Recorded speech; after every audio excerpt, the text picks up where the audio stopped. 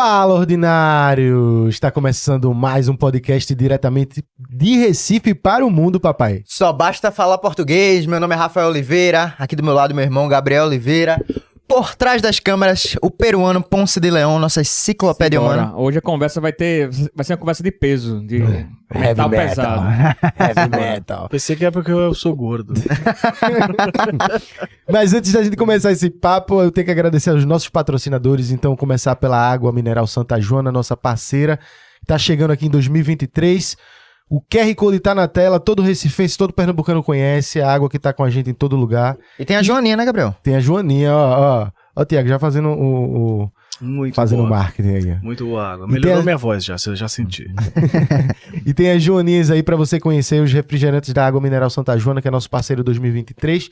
O QR Code tá na tela, é só você apontar teu celular pra conhecer ainda mais a história dessa empresa que tá sempre valorizando o pernambucano e a galera que tá aqui, beleza? Tamo junto e valeu! Agradecer também a Esportes da Sorte, né? A melhor banca que tá tendo daqui de Pernambuco. Paga até 1 milhão por pulo, é a única que paga. Então você pode fazer apostinha, tem muito jogo legal esse final de semana. Hoje tem Esporte Retrô, jogo bom aqui pra galera de Pernambuco apostar. Vai ter Esporte Retrô, tem CSA e CRB, tem muito jogo durante a semana, Copa do Nordeste chegando. Então vai fazer tua fezinha aí, também tem os cassinos pra você jogar. Enfim, pega uma rendinha extra, entra aqui no QR Code e vai brincar um pouquinho. Esporte da Sorte, meu amor.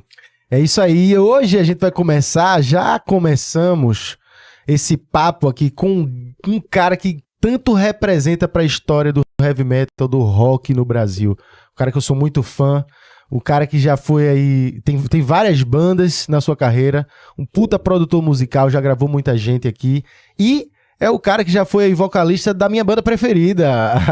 Eu tô aqui hoje com o Thiago Bianchi, ó o homem aí. E aí, galera, valeu. Obrigado pelo convite, obrigado a todos. Prazer, me laçaram finalmente. Foi, Eu foi um laço. fujo de podcasts, mas esse aqui eu senti uma verdade na sua página. Não que os outros não sejam, não, mas tipo, eu senti um clima diferente de vocês, assim, né? Algo de bem relacionado à arte e tudo mais. Total. E o que vocês fazem por Recife, eu acho muito legal, muito importante. Eu tenho família aqui, tios, que tias, primos, e não falam com metade deles, né? Bolsonarista, sabe como é que é? Aquela coisa, tipo, ó, não podia falar de política no começo, eu tô falando, Já vai falar começou, começa já. E aí ficou... Mas assim, eu tenho uma família muito legal aqui, vim muitas vezes pra cá, passei minha infância aqui, na verdade, né? E eu tava te contando no carro vindo pra cá, que eu ia contar uma coisa que é curiosa. O meu apelido aqui era Presidente Prudente, olha que viagem. Presidente Me Prudente. chamavam de Presidente. É por que o apelido? Porque uma vez minha mãe cantora, né, Maria Odete, né, ela sou Caetano Veloso, quem não conhece, é cantora aí dos festivais, da Record dos anos 60 e tal. E aí eu ia muito com ela pros shows quando eu era pequeno. E eu vim direto uma vez de um show que ela tinha feito em Presidente Prudente e eu tava conhecendo o pessoal do prédio do meu tio. Nesse dia eles estavam perguntando de onde eu era, eu falei, sou de São Paulo, mas eu vim direto de Presidente Prudente num show que eu fiz, que eu tava lá com a minha mãe. Dos caras, de onde? Aí eu falei, Presidente Prudente, essa cidade não existe não. A galera começa a riar, né? Aí fodeu. Aí ficou Presidente Prudente. Eu fiquei conhecido como Presidente Prudente por muitos anos aqui. Dos meus amigos. Assim. Aqui a galera gosta de botar apelido sem sentido, né? Mas- Só pra tirar onda Só mesmo. pra tirar onda. É um dos melhores apelidos que eu já vi, então eu adorava. Até quando não me chamava mais, eu falei, o que aconteceu com o Presidente Prudente? Ah, agora você é Thiago Bianchi, agora tem que chamar. Eu falei, não, Presidente Prudente. Era muito legal, cara. Tiago, obrigado por ter aceitado, de verdade. Eu fico muito feliz, assim, a gente Não, poder o trocar cachê esse foi papo. ótimo. Ó, todo Brincadeira, convidado recebe uma caneca especial do nosso artista Tiago Artes da Capi. E você não ia ser diferente. A gente foi um corre danado e tchan, está pronto. Caralho, com a minha cara. Com você e a E logo eu da magro ainda. Pô, vou até tirar o óculos. Puta, que legal. Gente, Pois olha é. só. Muito obrigado. Olha aí, quem fez foi o Tiago Arte que tá ali, ó. Você? gente. Oh, Nosso artista. Caramba. Da agência Capi. Se você quiser conhecer também o pessoal que tá assistindo, o QR Code tá na tela. Muito legal. Muito obrigado, mano.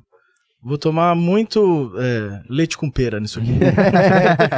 Ó, eu não vou nem... Eu já pontuei alguns tópicos aqui pra gente não deixar de falar, mas eu quero falar de signos, que a gente começou falando de Caramba, signos. signos, é verdade. Ele Eu Né? chegou cheguei- aqui dizendo já que eu sei que você é canceriano e nossa, de onde? No Porque estado de no carro a Ouro? gente veio conversando, ele perguntou, qual é o teu signo? Eu, Sagitário. Ele do teu irmão, é o Câncer. Aí ele, massa. Ele é o calmo e você é o agitado, né? Acertou. Cara, eu vou te falar uma coisa, eu não não ligava muito pra isso. Não tenho nada a ver com esse tipo de coisa esotérica e tudo mais. Apesar de seguir Osho e já ter seguido budismo, Hare Krishna, muitas coisas. Sou muito curioso com religiões e tal. E acabei virando um cara mais voltado pros alienígenas, que é o que é Anunnaki, galera. Procurem Anunnaki, é isso que a gente, daí que a gente vê. Mas, no fim das contas, eu, por essas andanças aí filosóficas, eu acabei reparando uma coisa interessante relacionada à própria ciência, que nós somos feitos 70% mais ou menos de água. Uhum. E a Lua, né, os planetas, eles exercem influência sobre o planeta Terra. É uma Então, influência gravitacional, né? exatamente. Quando a gravidade Lua da Lua passa, puxa, enfim. e ela vai fazendo as marés, certo? Se As você marés. olhar o planeta, você consegue... Tem estudos, você consegue ver, dá um Google aí, que onde a Lua passa, a Terra vai fazendo um bico, assim, em volta dela, sim. né? E vai levando as marés, porque é o efeito da gravidade. Então, a partir do momento que você nasceu naquela época que a Lua estava... Deve exercer algum tipo de diferença na água do seu corpo.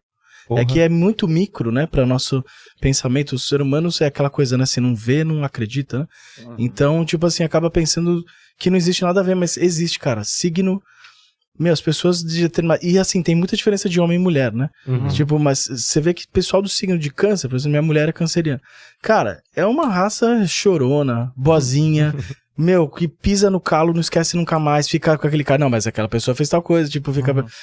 Não que todo mundo não tenha um pouco desse lado, mas tem a ver, cara. É uma coisa que eu acho que na observação, não adianta o cara falar, isso não existe, tudo bem, não existe o que você acha, mas você observar, existe sim. As pessoas acabam sendo muito semelhantes do signo. E aí acaba entrando aquela outra coisa do ascendente, que eu também não acreditava muito, mas eu comecei a reparar que realmente com a ascendência você acaba, de um jeito, mas você tem um spin de outro jeito, assim, que tem a sua ascendente. Eu não sei nada de signos, não tenho defendendo nenhuma credo nem bandeira aqui, mas é que a gente começou com isso, né? Então. Não, Mas e foi a pra... melhor explicação que eu vi até agora. Faz todo sentido essa questão da água, gravitacional. Nunca parei pra pensar dessa cara, forma. velho. ciência, meu. Eu Ciência. ficava assim, né? Quando era... Até mais novo, eu ficava assim, ei, que porra de signo, né? lógico que Eu fazia assim... Na minha cabeça, quando você tem... Eu dizia assim, você tem um signo e um ascendente. O ascendente diz uma coisa diferente. Aí tu pode dizer qualquer coisa. Essa pessoa é estressada é por conta do ascendente. Ela é calma é por conta do outro. Eu ficava com esse pensamento. Mas como eu tava te falando antes... quando você para pra analisar assim, mesmo que eu não saiba de ascendente de nada, tipo assim, pô, velho, canceriano geralmente é dramático. Pô. Aí faz as contas de quantos cancerianos tu conhece. Pois A maioria vai dar dramático faz mesmo, sentido quando o cara vai ver. tá né? ligado? Sim. Agora, qual é o teu signo? Igualzinho. Eu sou, pelo tanto que eu falo, já é fácil de descobrir. Eu sou geminiano. Geminiano. E geminiano é muito, principalmente na minha área ali de junho, ali do segundo semestre, da segunda parte de junho, tem muito artista ali. Então, por exemplo, na Seguidinho ali tem eu, o Kiko Loureiro, o Edu Ardanui, Steve Vai, Angelina Jolie. Não que tenha a ver alguma coisa com outra, mas tipo... misturas alhos e bugados. Mas assim, tem muita a questão esse artista muito prolixo, assim, sabe? Fala muito e faz muita coisa aí. E assim, e focado em técnicas. Pode ver o Eduzinho, o Kiko, eles são muito focados em técnicas, como fazer as coisas. O meu dia de, Paul McCartney, o dia que eu faço aniversário, né? Então, se quiser falar de política, o Fernando Henrique Cardoso. Sim. Então, assim, geralmente o geminiano fala muito, se expressa muito, é muito ligado em técnicas e como faz as coisas, é curioso, quer fazer coisas diferentes, quer sempre deixar uma marca muito diferenciada. E eu me coloco nessa bacia aí sem o menor problema. Minha mãe é geminiana também, cantora e tal. Então, eu não acho que seja aquela coisa de todos acabam sendo iguais e tal. Com certeza não, porque Mas cada um alguma tem... essência, Mas tem sim.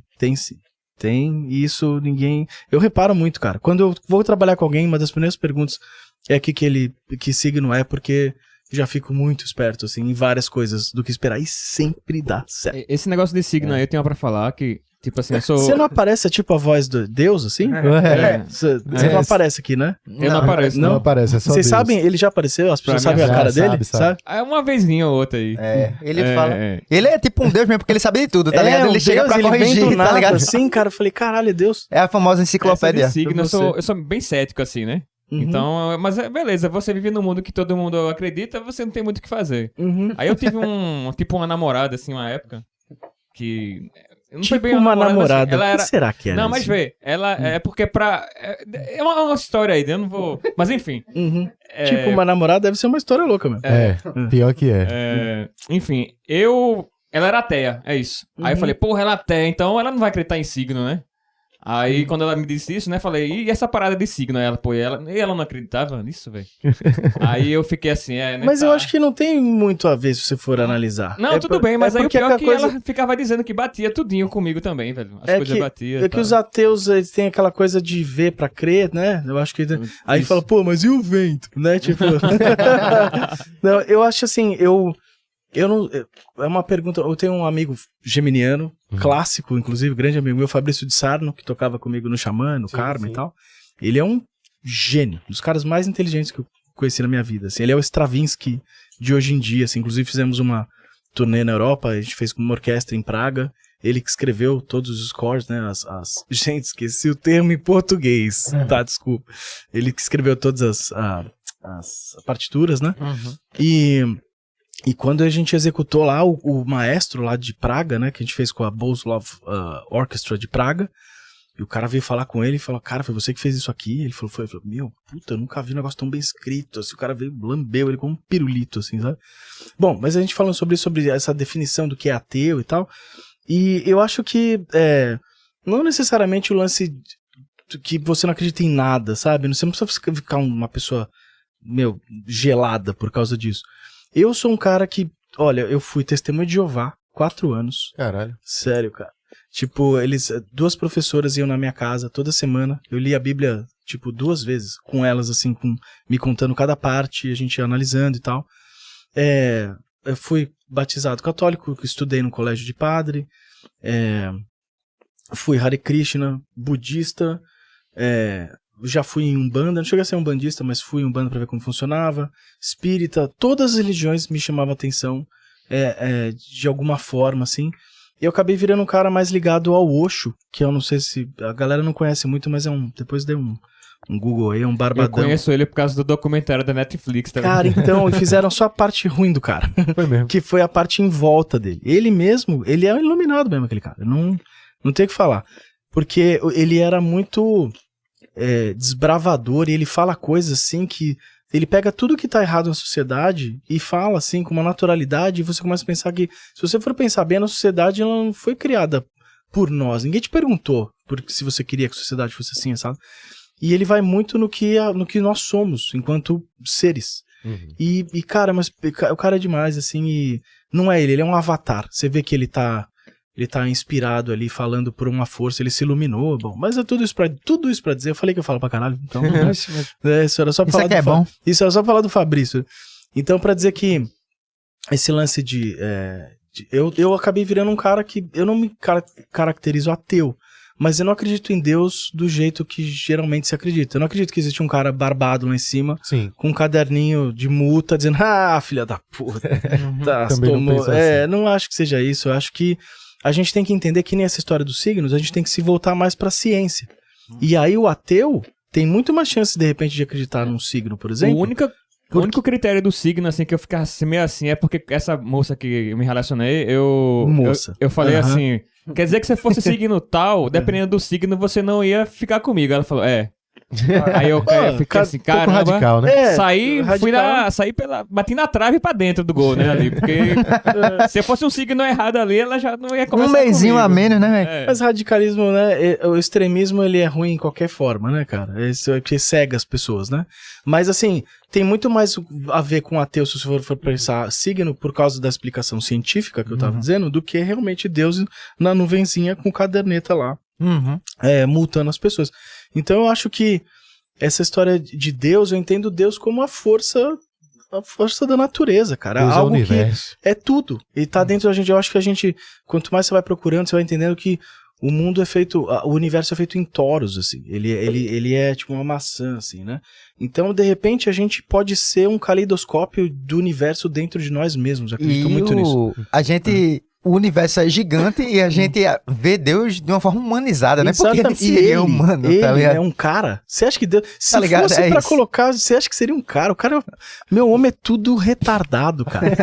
Tá ligado? Tipo, mulher é a coisa mais próxima do divino que nós temos. Elas são o portal do espiritual para o físico, pra começar. Verdade. Né? Então, tipo assim, se tem alguma coisa, algum toque de divino na Terra, com certeza é a fêmea, cara. Porque não, o homem, cara, a gente pensa cupinto, tá tudo errado dentro do homem, né? Então, tipo, eu acho que isso, mas tudo bem, faz parte do todo. O tal do Taurus tem os dois lados e tal. Então, assim, voltando à pergunta de Deus aí, que Deus estava falando com a gente aqui sobre isso, eu acho que eu acho que tem até a ver esse lance do ateísmo, mais com, se você for ver o lance, a parte científica da coisa, mais a ver com o ateu do que não, entende? Do que simplesmente acreditar por magia. Se bem que extremistas adoram acreditar numa magiquinha, né? Seja lá qual for. Agora, então quer dizer que... Você come pra caralho, mano. Oxi, Agora podcast. eu tô só escutando com uma vaca aqui dentro. É o meu apelido, velho. Aqui. O engraçado foi no último que a gente gravou com o Anderson. Quando o Anderson foi comer, não tinha mais nada. Ele acabou, foi. Só mascando aqui. Então quer dizer que a galera de signo do escorpião é mais safadinha. Cara, escorpiano gosta de sofrer. Eu tenho um baterista escorpiano e é incrível como ele gosta de sempre pelo caminho mais difícil. E cara, é muito interessante, assim.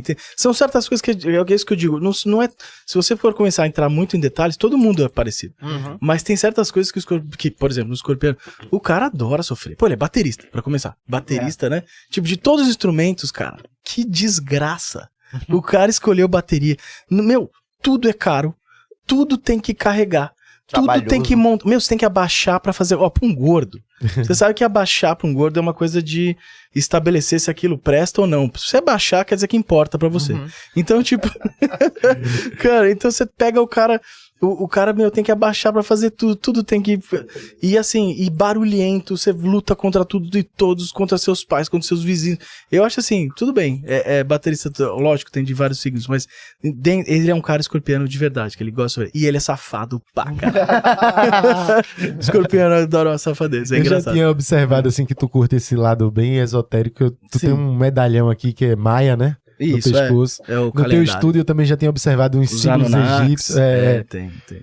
Cara, você tá me convidando a falar sobre isso, é isso? Tô, porque ó, eu tenho aqui um Moai da Ilha de Páscoa. Então, outro dia eu vi um negócio muito interessante sobre os Moais, que eles eles ficam testando, assim, o ser humano eu acho muito engraçado que não quer aceitar, prefere acreditar que teve um casal, que falou com uma cobra, que mordeu a maçã, que tinha, sabe, e aí, aquelas coisas, aquelas histórias, aquelas alegorias, né? Sim. Que preferem acreditar que aquilo realmente aconteceu, do que acreditar em coisas que fazem muito mais sentido. Quando você pensa em alienígena, faz muito mais sentido. Pensa bem. Porque se a gente vai para um outro planeta, estamos indo prestes aí, né, para Marte. Tipo, você vai lá, você vai você vai com algumas pessoas de patente da aeronáutica, do exército, seja lá do que for, e você vai tentar colonizar aquele planeta para tentar extrair alguma coisa que você precisa, que seu planeta precisa. Essa é a história dos Anunnakis. E isso é muito interessante dos Anunnakis também, que eu acho que para mim a ausência de prova também é prova, que é o caso do... você aprende na escola que a primeira linguagem, a primeira organização social foram os babilônios. Os babilônios, né? Sim. Foi a Babilônia. Então, tipo, e aí a primeira escrita foi a Suméria. Foram os sumérios, né? A primeira escrita foi a cuneiforme, que era escrita com os palitinhos e tal. Sim. Meu, os caras, isso. É a primeira escrita? É a primeira escrita. Mas o que tava escrito? Não. Isso aí não. Isso não é ensinado. E já foi traduzido por Zecharia Sitchin. Que é o cara que dedicou a vida inteira dele, sabe? Ele traduziu Eles tinham uma noção de astronomia. Ó, Deus de novo. Deus já falou, vai cair um raio. O quê? É porque isso que você falou, eles já tinham uma noção avançada de astronomia ali naquelas escritas. Cara, tinham as revelações desse tipo. É muito difícil você discutir com esse argumento sobre os sumérios. Por quê? Porque os caras, assim... Tem algumas imagens, se você colocar lá no Google, que tinham nas imagens, que eles faziam nas paredes e tal, por exemplo, já tinha o sistema solar. E aí, explica aí. 12 mil anos atrás. É verdade isso aí. Surreal, velho. Tá, então, tipo assim, são coisas que, por exemplo, eles já tinham sistema de esgoto, eles tinham delivery. Eles acharam nas tabletes, os caras pedindo arroz pra entregar na casa dele, o horário. Eles que tudo que a gente faz na nossa sociedade, hoje foi feito pelos sumérios. Cara, como? Eles não tinham nada de... Então, assim, aí o que eu tô falando? Porque aí você tem que ir lá procurar e tal, que a história que tá escrita ali, nessas tábulas, né, que são de argila, assim, tal, conta sobre um povo que os sumérios chamavam de Anunnaki, que ele é um povo que veio do céu e tal, que eles vieram, e aí conta, cara, isso não dá pra ser nem... e isso eu acho engraçado, nunca virou filme e nunca viu a luz do dia, essa história. Olha que interessante, é uma história muito de filme. É um povo que veio de um planeta chamado Nibiru, eles estavam com um problema na camada deles de ozônio lá, algo semelhante à camada de ozônio deles, eles precisavam de ouro pra cobrir ajudar a cobrir essa camada, e hoje sabe-se que o ouro né, o metal perfeito pra fazer algo desse, por exemplo, como que eles iam saber isso, né? Então, tipo, olha a história que um povo que tava até outro dia batendo pedra ia saber sobre camada de ozônio, né? E aí os caras contam, eles vêm pra cá extrair ouro, porque o planeta deles passava muito perto ali, eles desceram aqui no planeta Terra para extrair ouro. Eles trouxeram uma raça para escravizar, chamada de Gigi, para trabalhar para eles. Os caras se revoltaram porque o trabalho era muito alto, eles mataram os Gigi. Eles pegaram os símios e misturaram com a essência deles para fazer os Anunnakis. Desculpa, para fazer os seres humanos. E aí, inclusive, essa história acaba até virando um pouco da Bíblia. A história de Gênesis é em cima dessa história que eles contam que tá nessas tábulas de argila. Então, assim, é uma história muito boa pra ser inventado por pessoas das cavernas. E, assim, é muito difícil, cara. Muito difícil uma história dessa. Você entende o que eu tô falando? Total. Eu acho isso faz muito mais sentido do que a cobra falante. Pra mim também. E aí, então, mas aí, se você se aprofundar, que eu também não quero contar muita coisa, além de ser comprida a história, eu também errar alguns pontos aqui, é melhor você fazer sua própria pesquisa.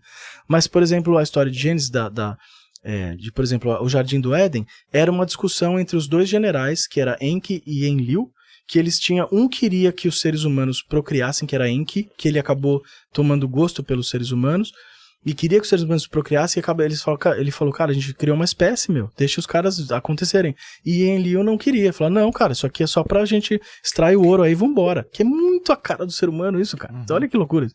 Então os caras brigaram por causa disso, e eles estavam vindo o dilúvio, porque o planeta eles iam passar perto da Terra. E isso é outra coisa também, que procurem aí Planeta 9, Planeta X no Google, e vocês vão ver que existe, um temor muito grande da NASA e de muitas outras agências de dizerem que sim, existe um nono planeta no sistema solar. Porque se eles comprovarem que esse planeta existe, então a história dos Anunnaki não tem mais como ser. Essa história aí que tu tá falando aí, ela coincide com uma pesquisa que os astrônomos faziam há um tempo, porque além do sistema solar ali, depois de Plutão, tem uma região ali... Que eu ainda acho que é planeta. Porque ele foi desconfigurado como planeta, né? Tem uma região ali que tem uma anomalia gravitacional. Exatamente. Que eles... Deus sabe mesmo as coisas, hein, mano? Nossa enciclopédia. A única maneira deles... E é engraçado ele tá pelado, né? A única maneira deles perceberem isso é se tivesse um planeta. Teria que ter um astro na magnitude de um planeta pra pegar essa anomalia. Só que eles não conseguem enxergar porque também tá muito além do Sol. Então eles ficam nessa dúvida. Isso eu acho estranho. Que eu acho estranho. Então, teve gente que cogitou que podia ser um micro buraco negro. Que daí vem o tal do Gargantula, que Interstellar, o filme, parte dessa história aí. Que só que porque seria um buraco negro, ele não emite luz, né? Você não tem como ver. Isso teria que ser muito pequenininho mesmo, assim. Entendi. Mas enfim. Mas exatamente isso. Coincide, muito bem. Né? Bate um pouco com essas coisas. Se for comprovado que essa porra desse planeta existe, aí fudeu. Aí os Anunnakis existiram. E outra coisa, e aí que eu tava falando no começo dessa história. Por que uma história tão interessante dessa e que, que vai tão longe, nunca virou um filme, cara? Teve um filme que tentaram fazer e sumiram com o bagulho. O Zachariah Sitchin morreu misteriosamente. O cara teve do nada, teve um... Caralho. Aquelas coisas, tipo... o próprio Osho, não tem a ver com os Anunnakis, mas o Osho ele ele causava, também morreu misteriosamente, lá preso. Então, assim, eu acho que a gente vive num mundo que quando nós somos confrontados pela verdade, não nós, mas os donos do mundo, quando confrontados pela verdade, eles precisam eliminar aquela fonte de alguma forma. E isso vocês, até pelo que a gente estava falando no carro, vocês sabem muito bem, porque vocês lidam com político. Bate de frente com o sistema aí e vê o tamanho do caralho que vocês vão tomar. Pois é. Né? E a gente tá pegando o sistema aqui micro, né? A prefeitura. Aqui a gente tá falando de NASA, autoridades e coisas que não podem ir a público, né? De jeito nenhum. E aí, alienígenas. Cara, eu me sinto muito no momento pré-descobrimento das Américas. Pô, depois que aconteceu, a galera deve ter pensado, puta, como eu era idiota, né? Achar que só tinha essa porra dessa Europa aqui. Total. Né? Mano, você acha mesmo que tem só isso? E só porque você não consegue explicar como é que os caras vêm pra cá, então não existe? Eu acho... E outra... é incomensurável o tamanho do universo. A galera não consegue nem dizer o tanto de zero que tem do lado de qualquer número que você vai falar alguma coisa, né? De quilômetro. Então, assim, então sobre os Anunnakis, acabei respondendo a autoridade máxima aqui, Deus nosso aqui, o Deus Nu, que está aqui. Deus Nu peruano. Falando que, assim, eu tenho certeza que sim, nós fomos visitados e nós somos frutos de uma criação genética de alienígenas, cara. Por mais doido que essa frase possa parecer. Tiago, agora eu tô falando isso, eu imagino que deve, com certeza, essas histórias e tudo isso que tu acredita ou analisa, deve influenciar muito na composição das tuas músicas. Muito. No Noturno. E aí, eu vou até trazer aqui. Eita, cara. Esse aqui, Primeiro fabricado. Tinha que ser pra ele, né? Depois eu dou pra ele, faz com tanto carinho, caneca. Mas depois à noite tem o show, aí eu vou estar... Mas esse aqui foi o primeiro CD que eu recebi da fábrica, da Dynamo Records, Cosmic Redemption, nosso novo CD. E eu recebi... Esse foi o número 1. Eu peguei pra abrir e tal. E calhou que é o que eu tenho na minha bolsa, que eu não encontrei o pessoal ainda. E vou deixar aqui com vocês. Esse vai pra nossa... Cosmic Redemption, disco novo do Nocturnal. Nossa lista lá, que a gente tem... Sou colecionador de CD, Rafa também. Pô, e bom gosto aí, vocês têm bom gosto, cara. Só o nome do álbum aqui já dá pra ver, né? Um pouco da tem muito a temática. Exatamente. Tem um pouquinho de tudo aí nesse disco. Fala sobre... Claro, o metal... Eu acho que o metal tem sempre que falar sobre... Que é a temática básica do metal, que é seguir em frente, né? Aquela coisa, o próprio carry on, né? O carry on. E não parar. Então esse disco diz muito sobre isso, sobre uma frase também. Eu gosto muito de cinema também, né? Eu acho que os americanos estragaram muito o mundo, mas eles deram muitas coisas boas também. Uma delas são as histórias boas que eles contam no cinema. E que tem aquela, por exemplo, do Stallone, que ele fala, não é sobre quanto você consegue bater, mas sobre o quanto você consegue apanhar. E eu lido com isso diariamente, acabo tendo isso como algo, assim, na minha vida, ponto pacífico. E então a primeira música fala exatamente sobre isso, mas a segunda, eu ia dizer que é a Reset the Game, que fala sobre uma das outras coisas também que eu acho muito interessante, sobre a vida como ela é, o sistema financeiro, o sistema monetário. Eu acho que essa é uma das coisas que eu questiono muito na vida. O que é o dinheiro? Por que o dinheiro é o que é hoje em dia? E eu, sinceramente, se você me perguntar, não tá isso na música, mas se você me perguntar, eu acho que é fruto desse sistema alienígena, que eu acho que a gente vive num sistema escravocrata até hoje. Sim. E o dinheiro põe a gente como trabalhadores que, afinal, a nossa vida é só pagar boleto. Pois é. Né? Então a música é um pouco sobre isso. E o quanto que eu gostaria que as pessoas questionassem o sistema monetário mundial, que teria que acabar. O ser humano só vai descobrir o quão bom ele pode ser de verdade quando o dinheiro acabar. E frases como essa mataram muita gente. Não vão querer matar, porque o que eu faço diferença? Mas é algo a se perguntar, então uma dessas coisas. Cara, aí eu abrindo aqui o álbum, eu já quero falar das participações, né? Pô, tem Mike Portnoy, Ney Mato Grosso, Dave Ellefson. Porra, velho. Eu quero começar sabendo de Ney Mato Grosso. Ney Mato Grosso, que como lenda. É que foi aí essa junção, cara, esse contato? Eu sou um cara muito curioso, né? Geminiano que sou, e inventivo, né? Eu vivo inventando situações pra me colocar. E uma delas foi nessa pandemia, eu inventei de ter um programa também de rádio lá na Kiss FM em São Paulo. Eles abriram as portas pra mim e chamava Bom Dia com Rock e Filosofia, muito por esses papos que eu tinha com um dos caras da rádio lá, e ele gostava muito dessas baboseiras que eu falo, e ele falou, cara, é assim, você devia ter um programa sobre isso, né? E eu falei, imagina, mas assim, lá no meu estúdio eu recebo muitas bandas que ficam hospedadas, e às vezes a gente toma café da manhã junto com as bandas, e muitas vezes a gente ficava, esses papos assim, e acabou virando. Eu falei, bom, quer saber? Um dia eu tava com uma banda e o cara falou, mano, ele tava gravando o segundo disco dele lá. Ele falou, meu, essas conversas que a gente tem de manhã, cara, isso tinha que ser um programa. Aí o cara tinha acabado de falar isso pra mim naquela semana. Eu falei, caralho, Bom Dia com Rock e Filosofia, vou tentar. E aí comecei a trazer pessoas só pra falar sobre filosofia. Então, filosofia de uma forma ou de outra, né? Qualquer a filosofia sobre qualquer forma, né? Então, Cortella, eu sou ruim de nome pra caralho, ainda mais sob pressão, mas assim, qualquer filósofo aí que você colocar, como chama? O careca da CNN lá, o cara...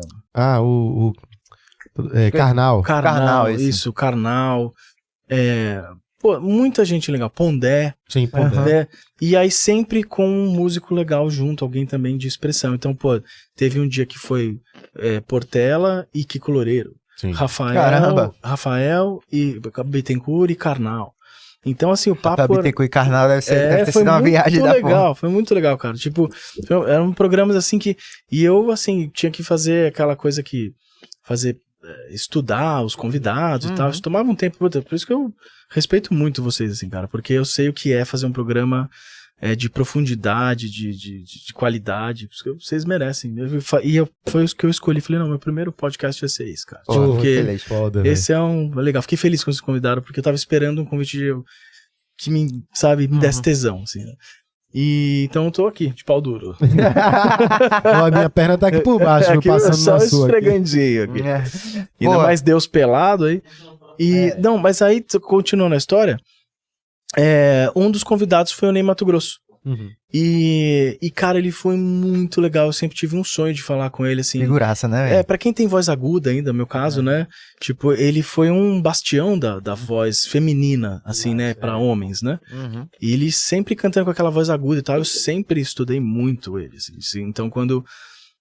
Você sabe como é que é, né? Você acaba... Quer saber o que tem por trás daquela persona, né? E foi uma conversa muito louca. Não foi nada do que eu esperava. Foi um choque, assim. Na verdade, foi uma das entrevistas mais difíceis da história do programa. Tive 1 ano e pouco de programa. Foi difícil porque ele é muito durão, assim. Tipo, você tem que... Vocês sabem como é isso. Você tem que ficar cavando, achar uma brecha que ele goste de falar. Isso. E aí, uma das coisas ali que foi foda, eu toquei no assunto dos mutantes, ele não queria falar muito sobre isso. Eu vi que ele... E me deixou meio rendido no ar, porque, puta...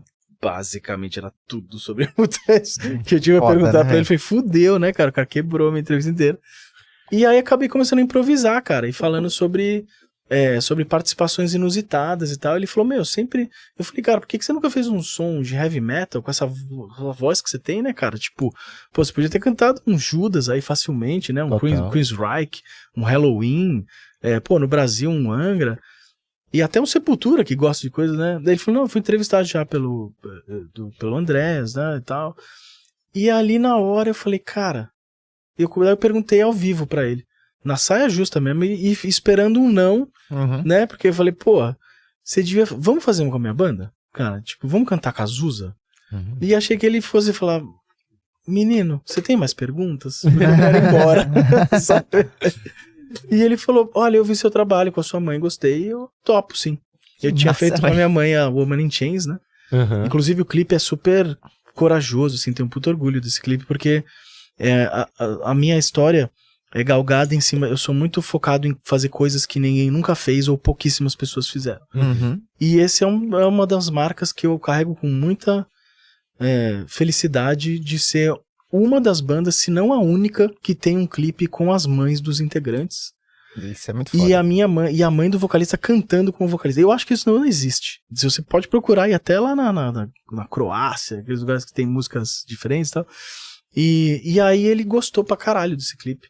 Falou, mas vocês vão fazer naquela pegada? A gente poderia fazer naquela pegada com a sua mãe? Falei, mano, faz o que você quiser, cara. Claro. Aí ele falou, então eu topo. Aí foi uma lição de casa pra mim. Mais uma vez eu me vi numa situação de, cara, tem que fazer uma coisa muito especial. E vamos ver, acredito muito em intuição, que aprendi muito com o Osho. Inclusive, pessoal aí de casa, tem um livro do Osho muito interessante que vocês devem ler, vai mudar a vida de vocês, chamado Intuição. E lá ele fala uma coisa muito interessante, que o ser humano a voz de Deus, entre aspas, é com certeza ser a intuição, porque o instinto meu instinto é comer, cagar, fuder, né, instinto animal, maternidade, proteção, não sei o quê. Tem a consciência, que é o segundo estágio, que é o que você estuda, é quem você se transforma, é o que a sociedade que te rodeia te molda daquele jeito, e tem a intuição, que a gente não sabe de onde vem essa porra. Já pra pensar nisso? A intuição é uma voz da puta que pariu. É tipo esse maluco que começa a falar do nada aqui com a gente. E a maioria das vezes tá certa a intuição, certo, né, velho? Não, a intuição, ela é a voz do cosmos. O que as pessoas chamam de Deus, eu chamo de cosmos. Então, tipo, eu acho que é a voz do cosmos. Então eu deixei muito, voltando aqui, fecha parênteses, deixei muito... eu deixo muito a intuição falar comigo, principalmente pra música e arte. Eu evito colocar qualquer tipo de coisa política, de sentimentos mundanos, por assim dizer. Eu sempre deixo a intuição me guiar. E geralmente me coloco em situações muito... Minha vida é uma aventura, eu gosto disso. Apesar de... Eu tava até chorando pra ele no carro aqui, que, nossa, essa turnê foi tá sendo já... O primeiro show foi ontem e já tá sendo uma das coisas mais difíceis da minha carreira e só teve um show até agora. Caramba. Depois a gente fala sobre isso. E aí, essa foi uma das coisas mais legais, que foi a intuição, deixei a intuição me levar e a gente foi parar lá no Museu do Amanhã, no Rio de Janeiro, porque a letra fala sobre o Museu de Grandes Novidades, que é justamente o que o Museu do Amanhã é. Na música é meio pejorativo o jeito que ele põe, mas na vida real, o Museu do Amanhã é literalmente um museu de grandes novidades, né? E quem deu a ideia foi a minha mulher, ela é bem intuitiva também, a Roberta. Um beijo, Robs, logo mais tô em casa aí pra continuar te atazanando. E aí, a gente foi lá, quis pedir pra filmar, eles nunca tinham feito nada musical lá dentro, que eu achei também estranho, um lugar daquele... Pois é, porra, né? Lindo demais. Falei, vamos fazer... Os caras toparam, zero custo, vem aí, vamos fazer. E tudo foi acontecendo da forma mais natural. Quem fez a direção foi o Alex Batista, padrinho de casamento, sou padrinho de casamento dele, mas ele é meu padrinho de carreira, eu amo, ele me ajuda com tudo, e é um cara fenomenal. E cara, ficou absurdo, assim, então, nem Mato Grosso, foi a participação, assim, uma das mais diferentes da minha carreira, e já tava falando, vocês vão me ajudar, você nem sabe, mas vocês vão me ajudar com a nossa próxima aqui. Não sei se vou até deixar aqui no ar. A gente quer, pode? A gente quer tentar fazer uma coisa com a Seu Valença, cara. Caralho, velho. Metal com o Seu Valença ia ficar muito animal, pensa bem, cara. Imagina, velho. Isso é doideira. Então a gente tem que fazer, aí o contato deles, se vocês pudessem me ajudar, ficaria muito feliz. Com certeza. E é muito massa essa questão dessa mistura, né, com a música local. Esse é o lance do metal, que é legal. Metal, você misturar com qualquer merda, fica legal, cara. É impressionante. Você tava falando no carro, uma banda que eu produzi, que eu gosto muito, Tuafa de Danã. Sim. Porra, sensacional, velho. Cara, participei da produção ali, bem do começo de tudo ali. Cara, é um metal misturado com música celta. Exatamente. Metal misturado com música andina, xamã. Metal misturado com clássico. Metal com Angra, com as vertentes nordestinas. Vertente nordestina, Angra. Com clássico, Malmsteen. Sepultura, música indígena. Sepultura, música indígena. Cara, o que você misturar fica legal. O metal é foda. Porra, assim, pra mim, o metal foi educador, tá ligado? Sim. Porque vendo a família, porque meu pai já escutava Black Sabbath, Pink Floyd, Guns, os clássicos. Quando eu nasci, Gabriel tinha uns 12 anos dele, então ele tava entrando na fase metal, né? Então eu escutava... Vocês têm uma diferença engraçada, né? Seus pais não desistiram, hein, mano? Não desistiram. Como chama seu pai? Meu pai, Gilson, e minha mãe, Maria. Gilson. Ela disse assim que a diferença de idade é porque foram 2 erros. Né? Foi sem querer com o Gabriel em 88, muito cedo, e depois comigo em 2000 foi muito tarde e foi um erro também. Bons erros. Bons erros. E eu escutava muito rock, vou dizer assim, eu tive uma infância muito roqueira, assim, tipo, minha mãe escutava também o MPB e tal, mas eu fiquei muito focado, porque desde pequeno eu gostava muito. Eu cantei uma música do Korn antes de falar papai e mamãe, velho. Caramba. Porque me imagina, minha mãe saía pra trabalhar, trabalhar no banco, chegava tarde. Meu pai trabalhava até meio expediente, mas depois fazia faculdade. E tinha um certo período que eu ficava com ele. E ele lá com, sei lá, 2 anos e eu dentro de casa só heavy metal. E era, na época, eu tava ouvindo muito Sepultura, era Slipknot, Korn. New metal, né? New metal. E aí quando... Chegou um momento que minha mãe falou, o que é isso que esse menino tá fazendo? Um bebê tentando fazer aquelas loucuras de Korn. Imitando. Ele já nasceu, hoje ele é tipo, muito focado no thrash, no death, muito no metal mais brutal. E eu digo que é por conta disso, porque o Pirra já nasceu com uma gritaria dentro de casa. Isso é muito interessante. Meu filho é assim também, eu não forcei nada, ele se interessou por metal sozinho, escuta pra caramba. É uma banda preferida dele, é Metallica, ele tem 10 anos. Pô, esse disco aí foi o sol, né, do metal. Pô, Dave Mustaine e James na mesma banda, exatamente. Né? Acabou não entrando no disco, mas as composições, né? Imagina o mundo sem o Megadeth, cara. Já pensou? A gente tava fudido, cara. Imagina. Caralho, eu amo o Megadeth. Eu também, eu amo também. Eita caralho, Metallica e Megadeth. E aqui, ó. Sepultura e Pantera. Que caralho, foda, velho. foda. Que foda. Aí, voltando do que eu tava falando, eu tive essa base. Quando eu fiz uns 8, 9 anos, eu já comecei a curtir mais MPB. Assim, eu me lembro que eu gostava muito de Lenine, né? Lenine foi um dos primeiros daqui que eu comecei. E é meio metal, se você pensar. Não, Lenine tem muita. Não é louco? Por isso que foi um dos primeiros a me cativar. Mas, velho, o Sepultura mudou a minha vida, velho. Porque quando eu escutei o Roots, né? Que eu acho que eu tinha uns 11 anos e vi aquela música indígena e aquela pegada do Brasil. Né, demais. E, tipo, tu vê assim, né? Tem tudo aquele negócio, né? Tu vê os caras muito longe, né? Do metal. E tu vê, porra, o cara daqui levantando a bandeira e tocando nos maiores festivais. Eu ficava, porra, que foda, velho. E, velho... É louco pensar que Sepultura me fez escutar Chico Sainz, pô. Tá ligado? Chico Sainz da minha terra.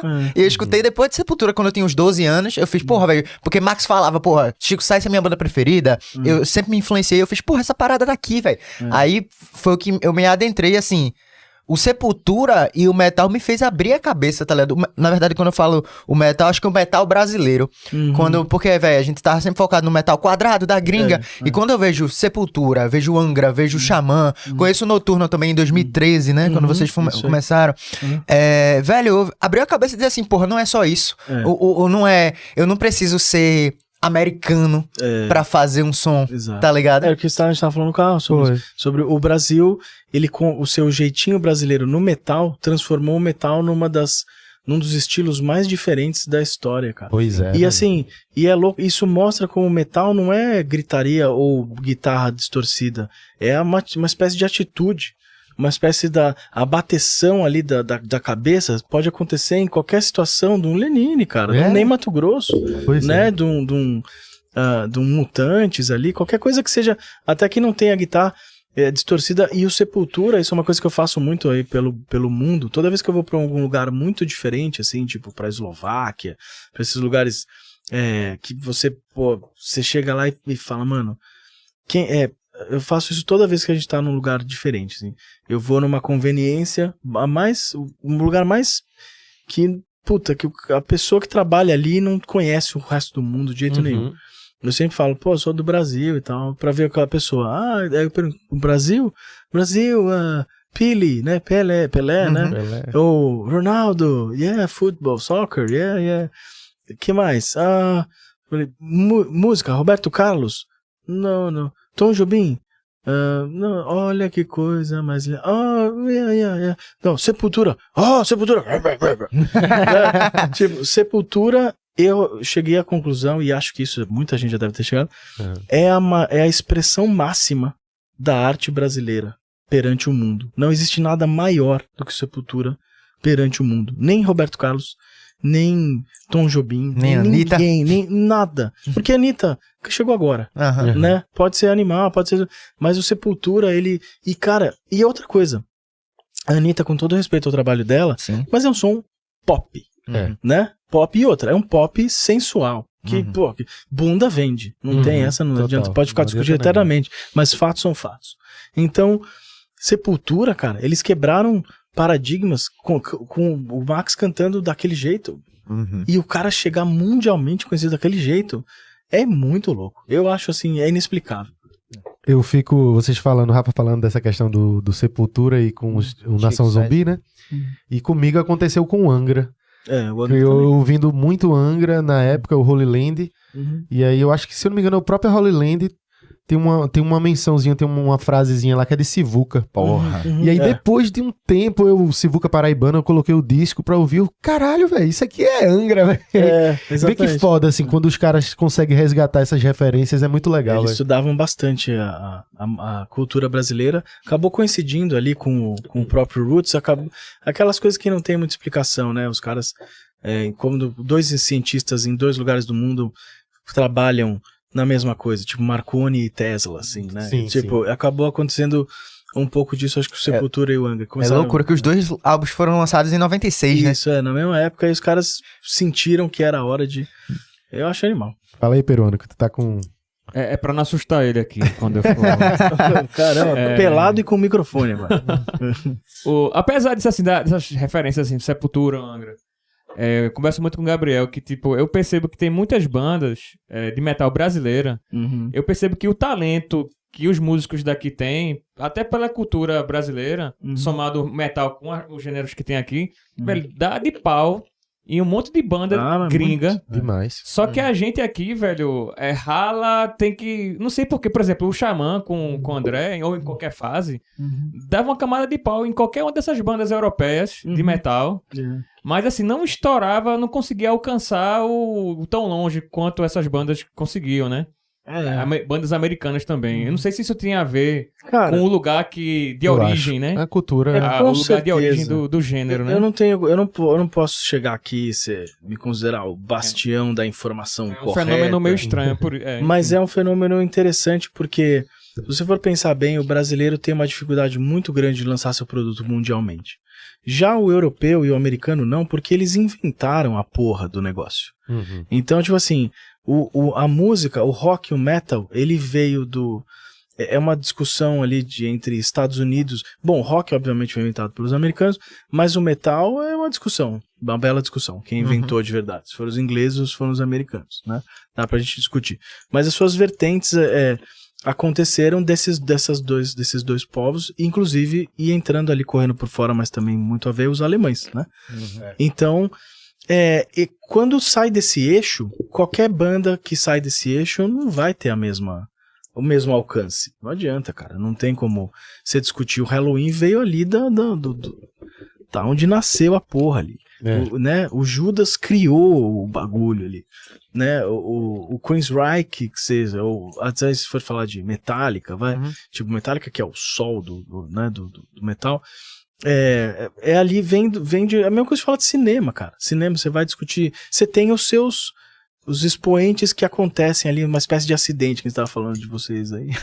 Mas tipo, por exemplo, Cidade de Deus. É que o filme é muito louco e choca. Tropa de Elite. Não tem como os caras ignorarem isso. E acontece assim com as bandas. Então, o que acontece? Acaba suplantando qualquer tipo de coisa que poderia ser financeira, a própria qualidade da música. Então você não tem como fugir daquilo. A qualidade, assim, é tão boa que tem uma história, eu tava falando com o Gabriel esses dias, Pepeu Gomes, ele deu uma entrevista em algum programa que eu não lembro exatamente qual foi, que ele já foi convidado pra tocar no Megadeth. Eu tô ligado essa história. Ele já tinha a carreira dele, e aí só que era um contrato, ele tinha que gravar uns 3 discos, pelo menos, e passar um tempo com a banda. E ele realmente... teve esse convite e ele explicou porque ele não foi, porque ele falou, eu já tinha minha carreira consolidada, eu ia ter que ser funcionário dos caras lá e tal, então ele não quis. Tanto que depois foi Kiko Loureiro, ou seja, ele já tava ligado. Ele já tava ligado em nós. Exatamente. O pessoal de fora, não só ele, né? Mas acho que muitas dessas bandas, elas enxergam o nosso talento. Lógico que enxergam. Aí pegam assim, né? No caso, queriam um músico brasileiro, mas a banda brasileira realmente é um ou outro, assim, que tem uma dimensão, tipo um Sepultura, né? É que é muito difícil, né, cara? Eu tô vivendo agora, por exemplo, até falando sobre vamos falar da turnê, essa turnê, né? Tipo assim, de estar com o Paul, né? Cara, tudo aqui pra gente é muito difícil. A gente ainda... O Brasil, ele é uma... Cara, é uma vila. Ainda é. Não adianta, não, mas nós somos expoentes, então somos, parabéns, mas no geral, cara, a gente tá lutando para sobreviver, e o nosso problema é esse, é espaço. Por isso que nós somos tão viscerais uns com os outros, porque os nossos espaços são poucos. Então, quando pinta um espaço, você abraça e vem o instinto animal. E aí e acaba que a gente não consegue nem socializar direito, que a gente tava falando no carro também. Igual, a gente teve uma entrevista no carro. Já começou o podcast, começou no carro. E aí, tipo, a gente tava falando sobre isso, que os espaços são pequenos e acontece isso, das bandas acabam brigando muito, porque ao invés de se unir e entender que tem espaço, porque quem tem que criar o espaço somos nós. Só que a gente conta muito com a mídia. E eu tava até falando sobre isso com ele também, que o metal, por exemplo, que é legal, que eu fiz minha carreira nisso, por exemplo, que o interessante do metal é que a gente foda-se a moda. Foda-se a Anitta. O cara pega e corta. Foda-se a Anitta, Thiago Pega. Nem se preocupe que isso aqui não tem, não. Tá, só pra, né, mas vale a piada. Então, e aí, tipo, aí você pega essa coisa dos espaços e você quer que a coisa aconteça da forma que você gostaria que acontecesse, e aí você fica dependendo da mídia. E a mídia, não, porque a mídia não me dá, não, porque a Anitta. E aí você começa a entrar no lance dos ciclos de modas. Aí tem a Anitta, aí tem o não sei o que universitário e tal. O legal do metal brasileiro é que foda-se tudo isso. Ele tá sempre, eu até tava falando com ele, devagar e sempre linear, né? Linear. E assim, cara, e eu fiz minha carreira nisso, porque eu tenho um estúdio, sou produtor, né? Produzi mais de 500 discos já, muitas bandas, trabalhei com muitas bandas do micro macro aí do Brasil, né? De Angra, a Tofa de Danã, Wizards e bandas pequenas. E, cara, o que tem de banda boa, cara? A gente é um celeiro musical. Os moleques sempre sabem o que estão fazendo. A gente, infelizmente, ainda sofre com aquela coisa do cachorro vira-lata, né? A gente ainda sempre quer imitar alguém de fora e tal. Isso é um problema, é o que eu brigo mais nas minhas produções. Mas aí, voltando à história da turnê, cara, a gente inventou de fazer, quer dizer, a gente não, né? Foram 32 datas que foram propostas lá pela Estética Torta, que foram propostas pelo empresário do Paul Di'Anno, pra gente fazer junto, eles chamaram a gente pra fazer junto. Tínhamos acabado de fazer uma tour com o Xamã, onde encontrei vocês dois, inclusive. Já tinham feito várias outras com o Portnoy, que a gente trouxe ele pro Brasil, fizemos várias... Bom, a história é longa. Bom, e chegamos agora com essa do Paul, que a gente tava contando com a turnê de uma forma assim, normal, vai ser mais uma turnê, tal. Cara, quando ele chegou, foi um choque de realidade, ficou todo mundo meio... Falei, mano, o cara não é só cadeirante, ele tá debilitado, cara. Debilitado, e tá uma celeuma, cara, porque ele não só anda de cadeira de rodas, mas uma das pernas, que tá com problema dele, tem que ficar esticada e tem que uma segunda pessoa ficar segurando a perna pra cima. Então você imagina uma turnê tocando em vários lugares difíceis, de difícil acesso. Eu acho que essa turnê é uma das turnês mais groundbreakings, assim, da história do Brasil, se ela realmente conseguir chegar até o final, porque eu já, sinceramente, tô com dúvidas. Porque o cara, ele tá muito debilitado e tá sendo um guerreiro de uma forma assim, e aí você ainda mistura nesse pote aí problemas com o som, né? O cara, ele perdeu o voo, a banda não conseguiu ensaiar com ele. O nosso batera ontem passou mal, quase desmaiou lá em uma das músicas, depois não conseguiu tocar direito, ficou zonzo, calor. Sabe? Então, o Brasil, cara, aqui é assim, a gente merece ser feliz, cara, porque nós somos muito corajosos, mano. Assim, ontem eu vendo aquela situação, eu fiquei pensando, caralho, só no Brasil, mano. Sabe, tipo, que situação. Se fosse na Inglaterra, aquilo tava sendo no O2 Arena, you know, man. Sabe, estaria sendo um puta lugar, com uma puta infra, eles estariam fazendo, o cara teria chegado de helicóptero, de jatinho. Cara, aqui no Brasil, o cara chegou, com 3 malucos empurrando em cima de lugar que não tem passo, tinha que subir o cara com todo mundo pelo braço, porque não tem acesso, sabe? Uma puta de uma zona.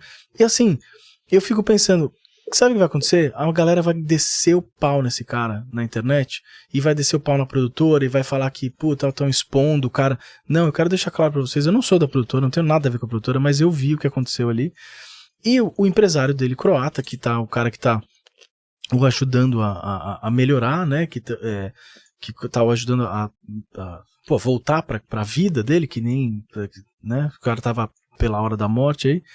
Ele que falou, né? Entrou em contato com a produtora e falou, olha, a gente quer fazer uma tour extensa do Paul Di'Anno, ele tá precisando disso, que até pode fazer o cara querer melhorar logo, porque na vida tudo é propósito, né, cara? Não só amor, saúde e muita luz, mas propósito, né? Que a gente precisa, que faz a gente sair da cama. Quando eu tive câncer, cara, o que me fez sobreviver foi propósito. Porque eu precisava fazer um disco antes de morrer. Não queria deixar porra nenhuma, sabe? Eu acho que a gente tem que deixar uma marca aqui, deixar esse lugar melhor do que a gente encontrou. E aí isso não é Deus, e aí não tem ateísmo envolvido, não tem nada, porra nenhuma. Isso aí é continuidade da raça. Você tem que superar e fazer algo melhor para que a raça é o seu instinto trabalhando ali, né? O seu gene. E tem até um livro muito, o Gene Egoísta. Procure esse livro, é muito legal esse livro. E aí, esse lance, ontem, vendo aquela situação, porque deu problema na mesa, partiu um cabo lá, esse lance da banda que eu falei, o cara passou mal por causa do calor, o lugar, né? Não é nem abafado, que é ao ar livre, mas a força da situação ali, talvez até de tudo que estava acontecendo, pode ter caído a pressão do cara. Influencia. Então, tipo assim, cara, o nosso show foi ótimo, a gente tava com problema de som, mas, pô, eu tenho saúde o suficiente pra conseguir superar um som ruim. O cara não, entende?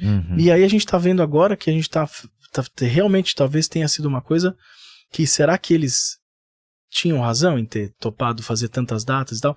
Eu defendo que sim, porque isso vai fazer o cara melhorar, mano. Ou alguma coisa vai acontecer. Se ele quer melhorar, ou ele vai pelo menos entender o limite dele. E, cara, a gente tá falando do primeiro vocalista do Iron Maiden, né? A gente tá falando de um cara gigante na história do metal. E, enfim, tá passando por esses problemas, né? E eu acompanhei, teve a vaquinha e tal e tudo. Ele passou muito tempo mal e voltar aqui pra fazer uma turnê dessa com essas dificuldades é complicado, né, velho, pro cara, velho. Eu acho assim, ontem, eu tava, isso é uma das coisas também que eu queria sentir como é que ia ser o papo aqui hoje, pra eu poder ver como eu ia me sentir, coisa da intuição, né? Eu sentia que eu tinha que vir aqui também pra poder falar sobre isso, porque ontem foi um turbilhão de emoções, assim, e o que eu senti é que eu acho que a gente tá no caminho certo, cara, seja qual seja esse caminho, entende? Tipo, como diria o Pelé, entende? A coisa de... Ele veio sobreviver, meu. Entende? Ele veio sair do marasmo Mano, ele precisa cantar, ele precisa fazer o que ele veio fazer nessa porra dessa terra, cara, que é exercer a arte dele. E, infelizmente, ele tá numa situação que, pô, eu não vou ser aqui um filho da puta e virar e falar, ele se deixou levar e ficar assim. Então, não sei da vida do cara, entendeu? Mas, assim, seja lá o que aconteceu, o cara precisa cantar, mano. E aqui vai ser um país muito interessante pra ele fazer isso, porque ele vai lutar, pela vida dele. Isso vai fazer o cara querer viver. Propósito. Entende? O cara vai querer, e é o que tá acontecendo já. Ontem do que aconteceu, hoje ele já tava com o Eye of the Tiger, meu. O cara que já quer, que horas eu tenho que estar lá? Não, a gente vai ter que botar pra fuder amanhã, sabe? O cara já tá puto, já quer fazer, tal. Falei, caralho, é isso que a gente tá precisando. Tomara que as pessoas entendam isso, e assim, eu sei que vão ter julgamentos, que já lia, recebi por um cara me falou, mandou uma crítica do show, o cara botou lá que ele estava sendo usurpado, que estava sendo... estavam tirando vantagem dele, sendo tratado como um animal de circo, sabe? Não sei o que dizer. Cara, cada um fala o que quer. Cara, a opção é dele. Ele quis estar ali. Tudo bem, as coisas não estavam como poderiam ser por causa de problemas que você tem. Em Fortaleza mesmo, estava falando o que aconteceu ontem, que deu problema lá, por exemplo, no som. Pô, aconteceu com o próprio André Matos lá uma vez. Foi tocar lá naquele lugar. que é o Armazém, é excelente, eu tocou lá várias vezes. O Complexo Armazém, né? Isso, Já foi. Delícia de lugar, cara, meu. Legal. Todos os shows lá são muito legais. Aconteceu uma vez uma pane no som lá e o André teve que parar o show, demorou um tempão. Cara, foda-se, mano, isso acontece. Eu já perdi a conta em quantos shows aqui em Recife já aconteceram. Então, tipo agora com um cadeirante naquela situação, eu tive que entrar lá, peguei o microfone, e que não tem nada a ver, isso é uma coisa também que não é o Nocturnal que está tocando com o Paul Di'Anno, não é, a gente está fazendo uma tour conjunta, e calhou pra facilitar e baratear, a gente fez um bem bolado dos músicos, que o Léo Mancini, que nem do Nocturnal ele tá fazendo uma turnê com a gente, na ausência do Mike Orlando, mais o nosso baixista Saulo, com o nosso baterista Henrique e com o guitarrista da Electric Gypsy, que é uma banda que tá participando junto com a gente, tá fazendo a abertura dos shows, uma banda que vocês vão ouvir falar muito dessa banda, muito boa. É um hard rock bem farofa, que a gente chama de farofa, né? Que eles chamam de glam lá, bom, em inglês fica bem melhor, glam metal. Aqui é farofa. Aqui é farofa, porra. Então, tipo, eles são bem farofa, farofa é meu tipo, se vestem, tipo, sabe? Motley Crue, anos 80, 90 ali, né? E a banda é muito boa, eles são muito bons. E o guitarrista tá fazendo a outra guitarra. E assim, ficou uma situação que o cara tava infeliz, ali com a situação do que tava acontecendo, ele tava meio sem voz, né? Infeliz que eu digo com o que tava acontecendo. Ele tava sem voz por ter demorado muito, ficou muito tempo dentro de avião, aquela coisa, perde a voz, ele perdeu o voo 2 vezes e tal. Cara, uma sucessão de acontecimentos que aquilo parecia o fim realmente da carreira dele. E se você olhar friamente, mas se ele deixar aquela explosão que ele tem dentro dele acontecer, igual a todas as vezes que aconteceram na carreira dele, que, ele sempre voltou e buscou, eu acho que ele tem ainda, essa pode ser o maior acontecimento da carreira dele desde o Iron Maiden. O cara voltar e, bem, e cara, e chegar nessa turnê e passar por tudo isso, e, cara, as pessoas vão ver uma história de superação. Eu acho que é sobre isso que a gente tem que pensar. E não focar só nas partes ruins e pensar, porra, olha que merda, olha que situação. Eu acho que tô vendo meio que por aí. Eu sou um otimista, né? Então pode ser que eu esteja totalmente errado. Muito para que isso tudo que você tá falando seja concretizado, né? Exatamente. Que a gente também torce muito por ele, pela música. E eu vou até voltar um pouquinho. Eu faço questão de dizer, não só pra você, como eu digo pra todos, que a minha banda preferida, e é de verdade, de coração, em todas as fases, é Xamã, e é banda geral, velho. Pra mim, Xamã é melhor que Metallica, pra mim, Xamã é melhor do que tudo. Palavras fortes. E eu digo isso porque, de fato... Melhor velho, do que Iron Maiden. Ele fala isso também. Olha só. Pra mim eu não... Porque, velho, a música, ela vai muito além, ela vai da forma que ela lhe toca, da mensagem que traz, do momento que foi... Que ela... Energia, pura energia e vibração. Quando eu comecei a curtir o heavy metal, eu já falei aqui várias vezes, foi de uma maneira bem... meu pai curtia uns rocks clássicos, mas pra mim era música de velho. Aí achava uma coisa ou outra ali, aí um dia eu comecei a escutar Charlie Brown Jr., tava com uma fita no meu não é nem Discman, né? Era Walkman. E aí tava com ela, fui na casa de um amigo meu, aí a mãe do meu amigo, ela escutava Iron Maiden e tudo. Aí ela, tá ouvindo o que aí? Rock. Charlie Brown. Ela, isso lá é rock? Deixa eu te mostrar o que é rock. Aí me emprestou um disco do Iron, foi o Brave New World. Caralho, quando eu escutei... Você começou tarde, né? Foi. 2000, assim, apesar de já conhecer clássicos, Led Zeppelin, tudo por conta do meu pai, mas eu não parava pra ouvir. Eu sabia que tava lá, mas era a música do meu pai. Em 2000 tu tinha o quê? Uns 11 anos? 2000 era 11 anos. E aí eu fui ouvir aquele disco e, putz, tudo mudou na minha vida. Tudo mudou na minha vida. E isso que o metal faz. E fez uma diferença. E aí eu fui conhecendo as bandas brasileiras, Angras, posteriormente Xamã e tudo. E, velho, eu tenho um sentimento de que, de fato, isso que o Carlos falou... A maturidade e a forma de executar os sons, a música do heavy metal brasileiro é diferente demais do gringo, que não tô dizendo que não é que não presta, longe disso, mas que pra mim tá aqui, ó, o Brasil tá aqui e os gringos estão aqui. Eu concordo. Se a gente tivesse toda aquela máquina que eles têm, com certeza seria maior mesmo. Porra, velho, a gente pega o Immortal, pega o Ritual, pega o Kills. Eu gosto do Origins pra caralho, velho. Eu gosto demais. O Origins eu tava procurando ele lá no meu disco, eu não consegui achar. História do Origins, que o legal é que foi bem antes de vir o nome do Wolverine lá. Sim. Né? E tipo, aí na época saiu o nome o filme do Wolverine. É uma história, eu tenho muito orgulho daquele disco. Eu tenho muito orgulho da minha fase com o Xamã. Pô, aquele disco é muito bom. Eu tenho antigamente era um sentimento agridoce, hoje em dia é só vitórias. Eu gosto muito, eu gosto mais ainda do Origins do que o primeiro. O primeiro é massa, o Homem Mortal. E aí, pô, feito a gente tá falando aqui, porra, metal, e a primeira prateleira que tá falando, pô, vê as coisas, pega o Origins, pega o Ritual, pega o QZD e o Quadra de hoje em dia, que é fuderoso também, todas as fases do Sepultura, então assim, a gente... Reinvenção, metal é reinvenção, cara. Aí é muito foda, velho. E eu queria puxar uma coisa que tu tinha falado antes, que era justamente da diferença cultural, do Brasil, que a gente culturalmente não dava tanto valor às bandas de metal e tal.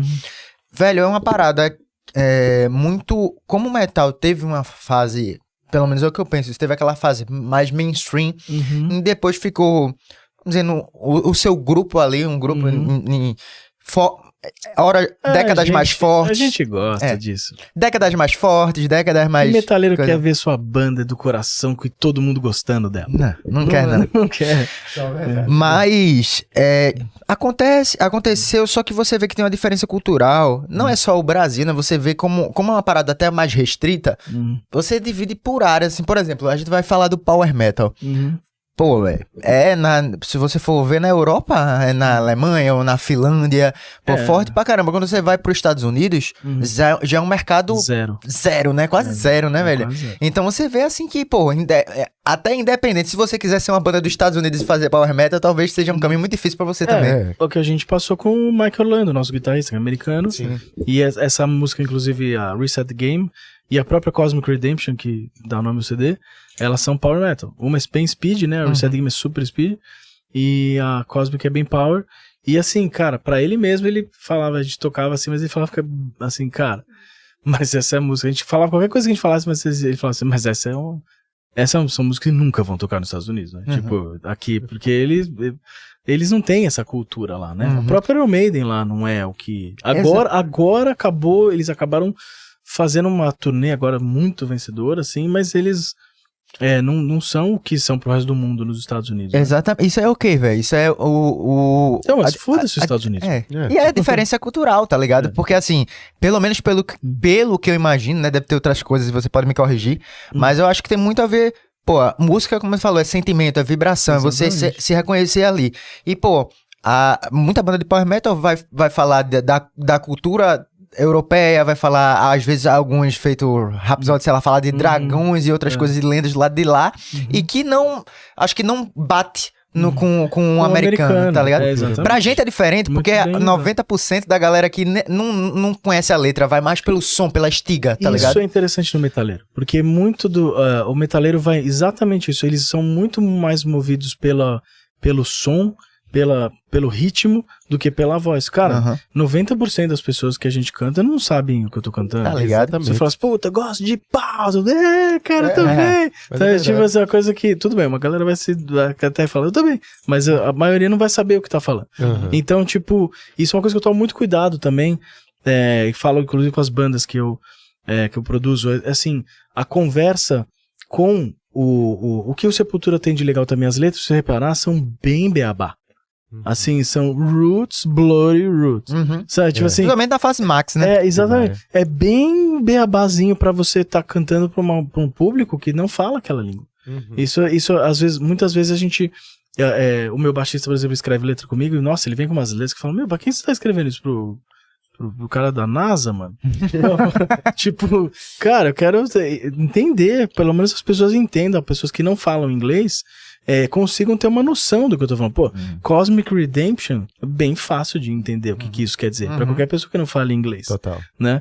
Então, Reset the Game, por exemplo, aí você tem um caminho que é o caminho dos gamers. Meu filho, ele tem 10 anos agora, e ele é muito gamer, assim, tipo, tá naquela fase, eu comprei o computadorzinho com LED, não sei o que, nossa, ele tá emocionado, e assim, eu vejo que existe um caminho muito aí da música, no gamer, cara, você falar algumas línguas, algumas palavras que eles usam muito e tal. Então são chaves que você vai fazendo contato com o interesse, né? Desse público que você vai trazendo. Então, mas tem que tomar cuidado pra não datar. Que aí você faz também coisas que, puta, aquela época de gamer, ou falar de Orkut, sei lá, né? E aí aquela música fica, só lembra, essa música fala do Orkut. Então, tipo assim, a arte é pra ser atemporal, porque, por exemplo, Beethoven não venderia. Hoje, como é que, né? Música boa não tem data. Exato. Então, o grande lance é você fazer música boa, e no metal, o jeito que você passa a mensagem escrita também tem que ser bem pensado. O metal é cultura pura, cara, pura. Se você for analisar, pra você você escrever uma música de metal, você tem que ter um nível de estudo muito alto de música. Porque você precisa um nível de estudo de digitação muito alto. Pra você fazer aquilo. Vai tocar. E eu tô falando até de bandas populares de metal. Pô, vai tocar Painkiller, cara. Aquilo é difícil pra caralho, mano. Você acha que qualquer pessoa que toca um barquinho não toca Painkiller? Com todo o respeito aos MPB, minha mãe é MPB. E eu não tô falando que é menos óbvio, afinal, né? Caetano, Gil, que eles fazem com violão, é incrível e tal. Mas, pô, metal na sua... Você pode fazer um MPB bem safadinho, assim, com pouco conhecimento. O metal não, cara. Pra você sua essência, na sua essência, você tem que chamar atenção pela... Primeiro, como você se comporta musicalmente. Então, você já tem que ter uma explosão energética, que isso não se estuda. Isso você tem ou não tem. Coisa que o Sepultura tinha, né? Ali, você fala estudo, não tem, mas e o Sepultura? Não tem muito estudo? Vai fazer os solos do Andrés, cara. Aquelas bateras do Igor lá, tá ligado? Cantar tudo do jeito que o Max cantava, assim, e cantar dia e noite, daquele jeito, sem fuder a voz. Tipo, tudo tem estudo, cara, tinha algum nível. E aí você tem a parte da estrutura musical, como você faz a sua digitação ali, como a gente tava comentando. O batera tem que ser bom pra caralho, tem que ter uma estamina infinita pra fazer pedal duplo igual um maluco e conseguir fazer aquilo no metrônomo e ser realmente um tanque. O vocal, né, no caso, por exemplo, dos powers metals que você estava falando, pô, o cara tem que cantar agudo, sempre tá em técnica envolvida. O cara pode gritar, beleza, ele grita, mas se ele cantar daquele jeito, ele não vai conseguir ter uma vida de show. Então ele tem que aprender a ter técnica para poder continuar a sua vida dia a dia cantando. Pra você escrever letra, então, pô, inglês. Por que inglês? Mas é inglês. Cara, que a gente tá contando pro mundo a nossa história. E a linguagem, língua mundial é inglês. Lamento por isso, total, né? Mas... Então assim, quando você escuta metal, você está aprendendo música, você está aprendendo cultura, você está aprendendo uma língua diferente, você está aprendendo histórias. Pô, Iron Maiden, que com tanta... Pô, quantas pessoas não devem ter virado professores de história ou algum tipo de historiador em algum nível por causa do Iron Maiden, cara? Porque chamou atenção aquelas histórias. Ou o próprio Manowar, cara. Né? Tipo, quantas... O Manowar, que é que eles mesmos se fazem de uma forma que você acaba ficando, pô, dando risada. Mas, cara, aquilo é difícil pra caralho de tocar, de cantar, meu. O Eric Adams é um fenômeno. Ele canta muito, velho. Então, tipo, o metal, ele é muito cultural e multicultural. E eu gostaria mais de ver, na verdade, uma coisa, por exemplo, que eu gostaria de ver mais cores de seres humanos. Eu sou totalmente, assim, eu vejo o ser humano como ser humano. Essa coisa de raças e tal, eu acho que isso aí é uma coisa que a gente acaba querendo dar, né, um pro outro, botar uma tag aí em cada um. Mas assim, eu gostaria de ver mais cores. Por exemplo, mais metal japoneses mesmo. Mais bandas de pretos mesmo. Tipo, sabe, pô, Black Pantera tá aparecendo agora, muito legal. Muito foda. Pô, por que não tem mais disso, entendeu? Tipo, uma banda gay. Eu tô gravando 2 bandas gays, com vocal trans. Tô produzindo 2 bandas. E Lady Lauren e a outra que eu não sei se eles querem ainda que eu fale sobre isso, então, mas uma banda chamada Lady Lauren. Pô, banda gay, cara. Por que não tem... Elas são de metal, assim, o estilo... Metal. Então, assim, por que não tem... No caso da Lady Lauren é metal mais glam, né? Mais farofa. Engraçado falar farofa. Mas, assim, tem que ter... E isso eu sinto que o metal ainda é um pouco preconceituoso, sabe? Assim, às vezes... Mas isso é facilmente... É uma arrebentação que é fácil de passar. Tá em evolução. Tá em evolução. A gente tá num trabalho de evolução. Porque o metaleiro é um povo muito é um povo muito legal. Você pode ver que, assim, tudo bem, tem os puta mala do caralho, hater, filho da puta, mas quem não tem? Que lugar não tem, né? Qualquer área você tem hater. Mas o metaleiro é um cara que eles aceitam muito mais fácil uns aos outros do que muitos outros estilos são mais difíceis de aceitar. Mas assim, tem problemas com algumas coisas, com pagode, não quer sertanejo, dá pra entender, porque ele não quer o mainstream invadindo o cantinho dele de sagrado, dá pra entender. Mas culturalmente é cultura pura, cara. Eu achei muito legal acontecer o Black Panther aí. Eu queria uma banda de metal agora de japa, cara, que nem fizeram aquela do pagode japonês, coreano, né? Eu acho que foi coreano. Cara, tinha que ter uma de metal assim, uma banda gay mesmo, assim, cara, que os caras proud, né? Sabe? Tinha que acontecer. O metal tá caminhando pra isso e eu estou ansioso pra ver esse momento acontecer. Eu acho que são os próximos passos da nossa espécie aqui. Pô, isso é foda. Tiago, eu assisti recentemente a uma entrevista tua com o Nando Moura. Que na verdade ele fala mais do que tu, mas foi massa, deu pra pegar ainda. Porque ele não é um cara que entrevista muita gente, né? Então dá pra entender. Mas eu achei legal porque eu tive a oportunidade até de conhecer mais detalhes que tu acabou jogando ali e eu consegui pegar um momento. E uma parada que eu achei super corajosa da tua parte. Foi de mostrar o pau na entrevista. Muito corajoso. Pra Nando Moura. Olha aqui, Nando Moura. E foi justamente quando tu falou da questão da parte do alcoolismo lá, que tu bebeu pra caralho e tal. É verdade, né? E isso, foi sem querer ter falado aqui, sabia? Eu nunca tinha aberto isso. Eu percebi lá e eu achei... Sabia que eu achei massa, velho? Porque, por exemplo, a gente conversou aqui com o Edu, eu tô tentando nichar no metal, mas tantos outros músicos, tantas outras pessoas que já passaram por aqui, e a gente que trabalha com internet há tanto tempo, sabe o quanto a internet é cruel e o quanto a gente já se fudeu, e todo mundo que sentou aqui tem uma história pra contar desumana, da quantidade de pessoas que acabam hateando e, assim, parece que não enxerga um ser humano, ou se enxerga é um monstro, porque se tiver enxergando. E eu sei que eu sou um cara, sempre fui um cara muito otimista e respeitoso no sentido até no heavy metal, que eu sei que o caba do metal é mais cri-cri, assim, de reclamar. Eu sempre fui muito de tipo, apoiar. Porque, por exemplo, uma coisa que me incomoda muito é que o próprio metaleiro acaba matando o metal em vários sentidos. Muitas vezes. E eu faço assim, pô, se chegou tal coisa e teve uma mudança na banda, ou então uma banda que chegou nova e que eu não curta... Ou um novo gênero, né? Um novo gênero. Falou foda isso. Vocês abraçaram, por exemplo, o New Metal, naquela época era um palavrão. Isso. Aí o New Metal ia falar que ele gostava de New Metal, apanhava. Exatamente. Aí o cara escuta, por isso. E o cara escutou uma banda, tipo assim, é tão sem sentido que tá lá o I.O., é um peso do cara, é quase um death metal. O cara diz, isso não é metal, não. Deu o que isso aí, então, Linkin Park, eu lembro na minha época, eu não falava, eu já falava pra ninguém que gostava de Linkin Park. Não falava pra ninguém. Velho. E isso aí do próprio metal, velho. Você vê que acontece. O que aconteceu com no metal no começo dos anos 2000 foi o que aconteceu com o grunge nos anos 90, assim, tipo, sempre um fica querendo apontar pro outro e um mata o outro. A nova geração quer matar a anterior. É sempre assim, né? Ou melhor, o contrário. A nova geração do metal que chega, a anterior quer assassiná-la. Mas no caso ali é sempre uma explosão nuclear quando acontece nos Estados Unidos, né? O grunge, mano, tipo, foi um movimento que, tipo, a sua mãe tava de xadrez. Tá ligado? Tipo assim, aí era a briga do Guns com o Nirvana. Pô, mas era mainstream. O foda é que a gente tá minguando, cara. E a gente saiu dos holofotes e estamos agora... Bom, mas continua essa pergunta, gente. Não, mas o que eu ia falar justamente isso, que eu achei super corajoso da tua parte. E se você se sentir à vontade de falar com isso aqui, seria massa. Porque eu acho que até pela questão da evolução que a gente tem falando aqui, da cabeça do metaleiro, que tá amadurecendo e compreendendo muita coisa.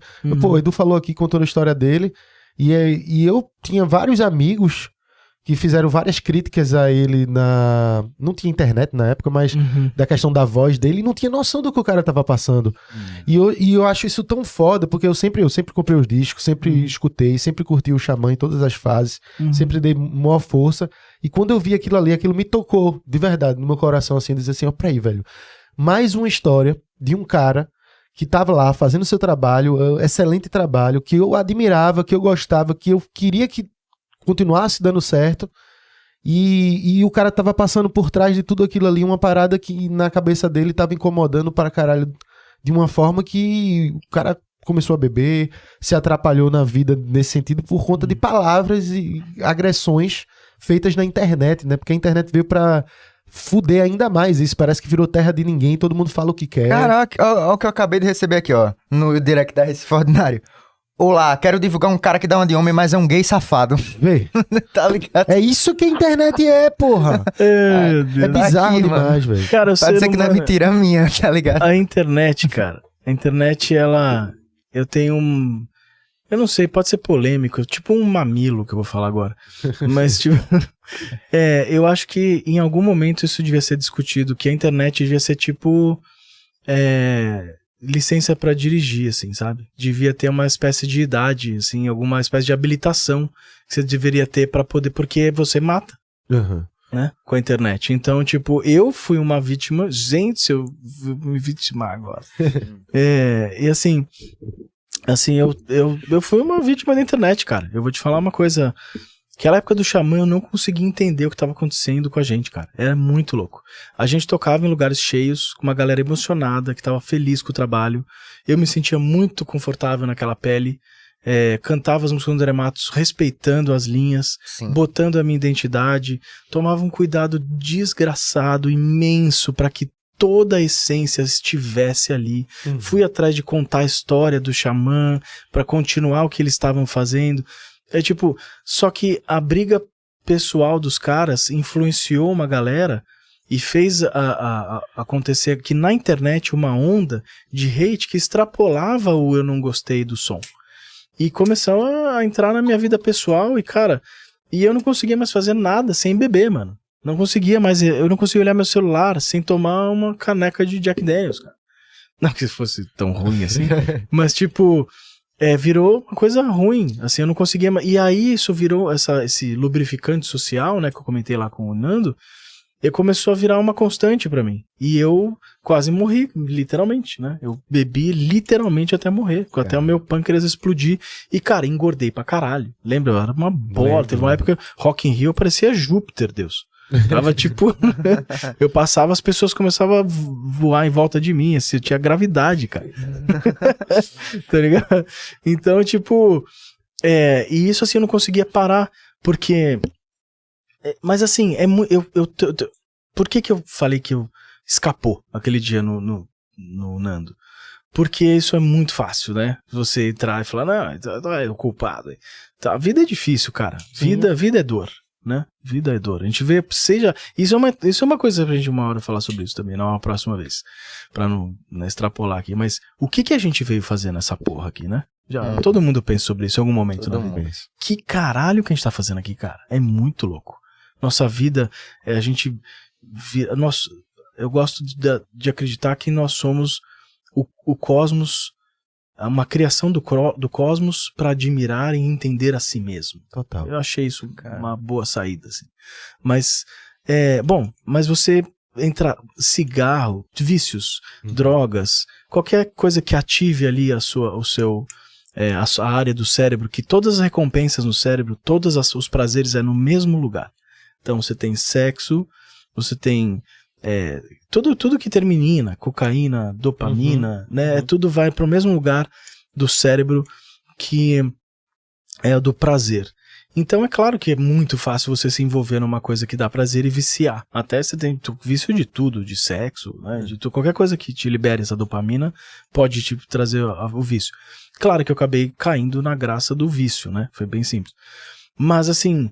Eu vou te falar, eu sofri muito. O Edu sofreu muito. Sofreu. Né? Eu não sofri. A gente, quando eu converso com ele, a gente já teve essa conversa, às vezes que a gente trabalhou junto, que eu produzi agora Vera Cruz com ele lá, por exemplo, ficou em casa lá um tempão. A gente, muitas noites na rede ali, tocando violão e falando sobre a vida, a gente falou muito sobre isso.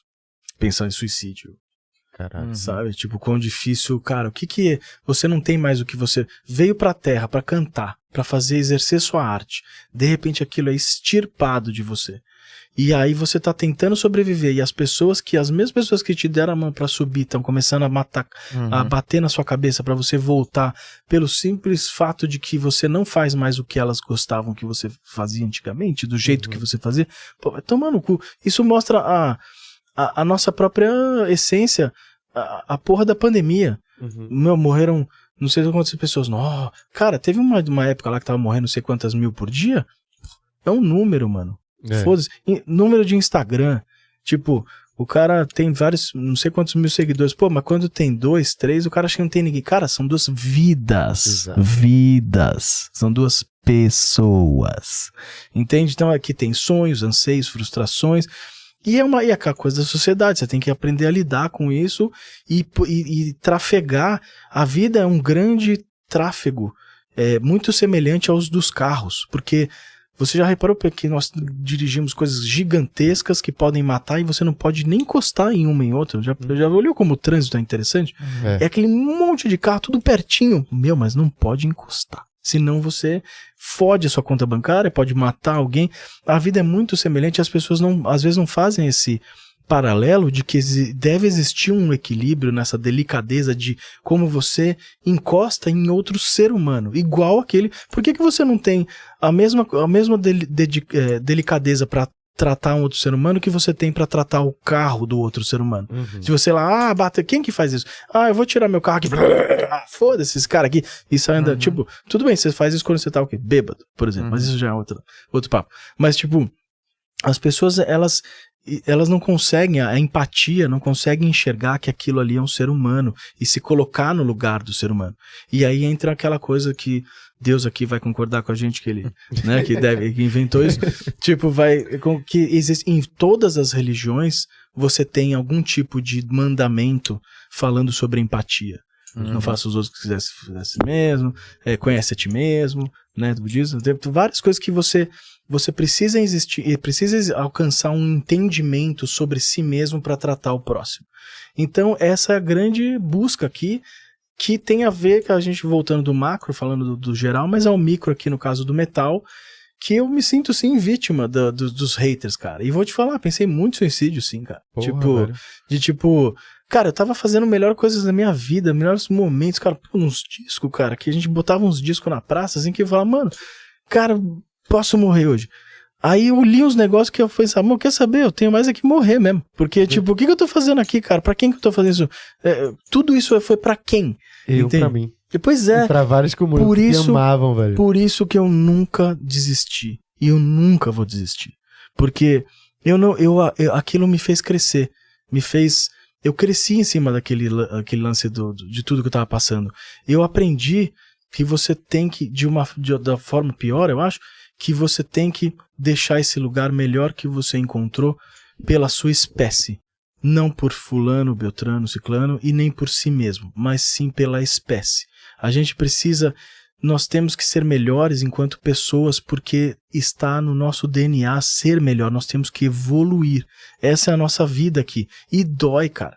Dói, é difícil. Mesmo não sabe quanto é difícil para as pessoas se reparar, se vocês têm programa, fazer um elogio a uma pessoa. Já viu como é difícil você fazer um elogio? Não, você pode fazer elogio, mas entra a sua consciência. Pô, eu vou falar isso bem, mas aí a pessoa vai pensar que eu tô falando bem porque eu quero tal coisa. Ou se eu vou falar... Você entra já um monte de jogo na sua cabeça, sabe?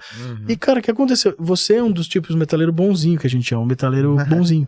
Que é o cara que apoia, que foda-se se tem coisa, se é gente nova. Você vai ouvir, gostou, gostei, não gostou, não gostei. Exato. Não gostei? Filho da puta, devia ter morrido de câncer. Não gostei. Cara, aí é foda, não, velho. tipo, isso é muito louco. E aí vem aquela história que eu tava falando sobre a carta. De repente você tirar com uma certa idade, claro, não precisa ser com 18, mas sei lá, você precisa ter uma aula sobre... civilização, não civilização, é cívica, aula cívica, de sociedade, sim, né, tipo, social, assim. Bom, é isso. Cara, pra mim o mais louco, assim, a gente tem internet, que é uma novidade, então a gente tá tentando aprender com a internet, a gente não sabe o que fazer, como resolver, e aí vai proibir, vai limitar, vai fazer como? Então, tipo, tem todas essas conversas, seja de governo, seja da galera que tá por lá, e a gente vive nessa confusão. E pra mim o mais louco de ver é que essas histórias que tu tá falando, pelo menos pra mim, na minha cabeça, coincide com um período que ainda era um pouco, bem menos a internet, né? Você tá falando de álbum de 2007, 2011. Eu fui um dos primeiros cancelados, até falei. Tá ligado? E aí você vai pra hoje em dia, que todo mundo com celular é só comentar, então, tipo assim... É triste ver que a gente seguiu um caminho que não foi uma evolução, né? Parece que tá piorando nesse sentido, velho. É triste.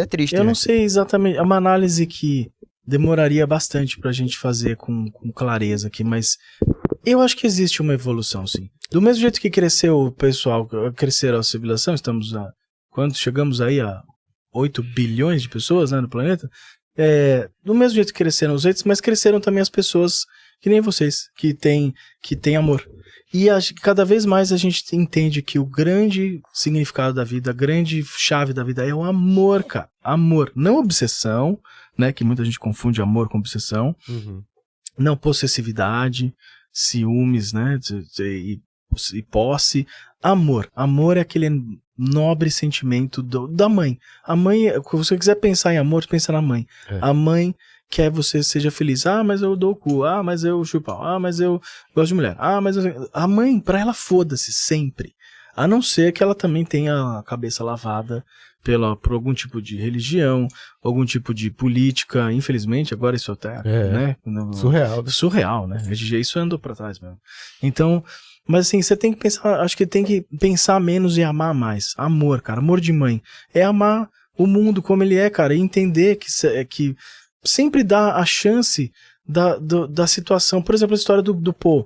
Eu fiquei, nossa, rolou uma preocupação de como seriam comentários e tal, e eu não me preocupei, por alguns momentos eu me preocupei muito, mas depois eu falei, cara, esse é o caminho dele, as pessoas vão entender. Que em algum momento elas vão entender. E eu confio muito no Cosmos, muito mais hoje em dia, porque eu tô aqui com você falando desse disco ainda, cara. Depois de tudo que aconteceu, de André voltar, de André falecer, de Alírio, de tudo, cara, podia ser uma coisa que me doía, eu não queria falar sobre esse assunto. Imagina, cara, eu tenho o maior prazer. E eu só não canto as músicas desse disco hoje em dia, porque eu tô realmente focado em outra carreira, né? Eu tô focado no Noturno e eu tô desenhando uma história ainda que eu não vi um momento que eu possa dizer, não, beleza, agora eu vou voltar naquela história de Chama. Vai acontecer um dia, eu acho que vai acontecer. O Ricardo não tá ajudando muito. Tá nesse rolo todo aí, né, velho? Uma coisa que eu acho interessante, que eu também acabei descobrindo lá, é que nessa conversa que tu teve com o Nando Moura, foi que do mesmo jeito que tu teve problema da primeira fase do Xamã ter acabado, teve rolo lá com o Ricardo, não sei exatamente, nem quero entrar nesse mérito. Aí depois agora... Eu vou contar isso um dia. Depois agora... teve também, esse rolo também foi com o Ricardo, mas também na fase que vocês estavam juntos, eu entendi que também acabou sendo dessa forma, né? Foi com o Ricardo. Porque praticamente só trocou o baterista ali naquele rolo. O Ricardo, assim, ele é um cara que eu nunca falei dele, nunca é uma palavra forte, mas raríssimas vezes falei sobre ele em entrevistas, assim, abertamente, porque é o cara que eu tenho uma sensação muito, aí sim, agridoce. É um cara que eu vivi coisas muito legais ao lado dele, mas vivi coisas muito tristes também ao lado dele. Entendi. Então, e ele é um cara muito intenso. Bom, e assim, ele tem o toque do Midas, né? Tudo que esse cara fez na carreira dele virou. Pode ver. O cara, onde ele entrou, virou. O que ele fez virou algo importante pra história, seja lá do que ele tava fazendo. E não foi diferente. Só que em algum momento essa magia se perde. E eu não quero fazer uma análise sobre a vida dele, porque eu não sou, né? Não sou nada pra nenhuma autoridade fazer isso. Eu acho isso, inclusive, uma falta de respeito. Mas a história mostra que em algum momento perde-se alguma coisa. E isso sim deveria ser. Eu lutei muito, porque eu vi se perdendo com a gente. E eu lutei muito pra que não acontecesse. Mas aconteceu. E assim, eu tô escrevendo um livro, e um dia eu me perguntava muito se eu contaria a parte dele com nomes, pra não ser processado.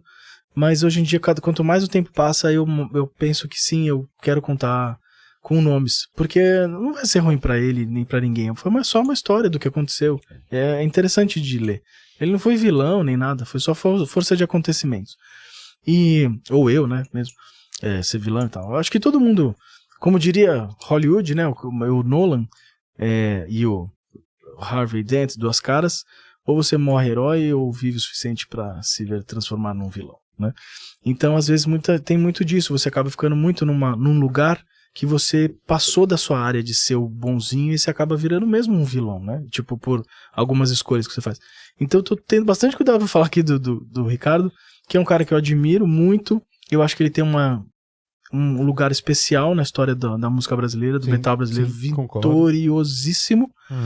Mas ele realmente, agora as pessoas estão vendo que ele é um cara que em algum momento ele tem escolhas que beiram o extremismo. E é o que a gente abriu esse papo hoje falando sobre como o extremismo é ruim. Né? Você tem que ter mais pluralidade, deixar acontecer o mundo como ele é mesmo, plural.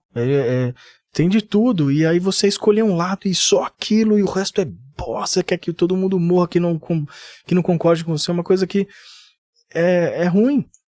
E como tá mostrando pra ele lá, é ruim pra carreira dele. Eu não sei se isso, às vezes pode ser bom, de repente o cara acha um nicho ali que deixa ele melhor do que ele jamais esteve na vida dele, vai saber. Mas assim, eu acho que não deve ser uma coisa prazerosa, cara. Uma dor de cabeça, o que eu passei, o que eu passava ali. Nessa coisa de você não ter prazer. Eu fazia os negócios, eu fazia uns puta clipe, eu fazia uns puta disco, eu fazia uns puta negócio, produzia uns puta tudo com um amor. A gente ia no show, a galera chorava. Meu, que tem de gente com autógrafo com tatuagem do meu autógrafo, tatuagem do Xamã. Pode ver lá na minha página um monte de gente desse símbolo do Xamã, do Dreamcatcher, Dreamweaver, né? Cada um chama de...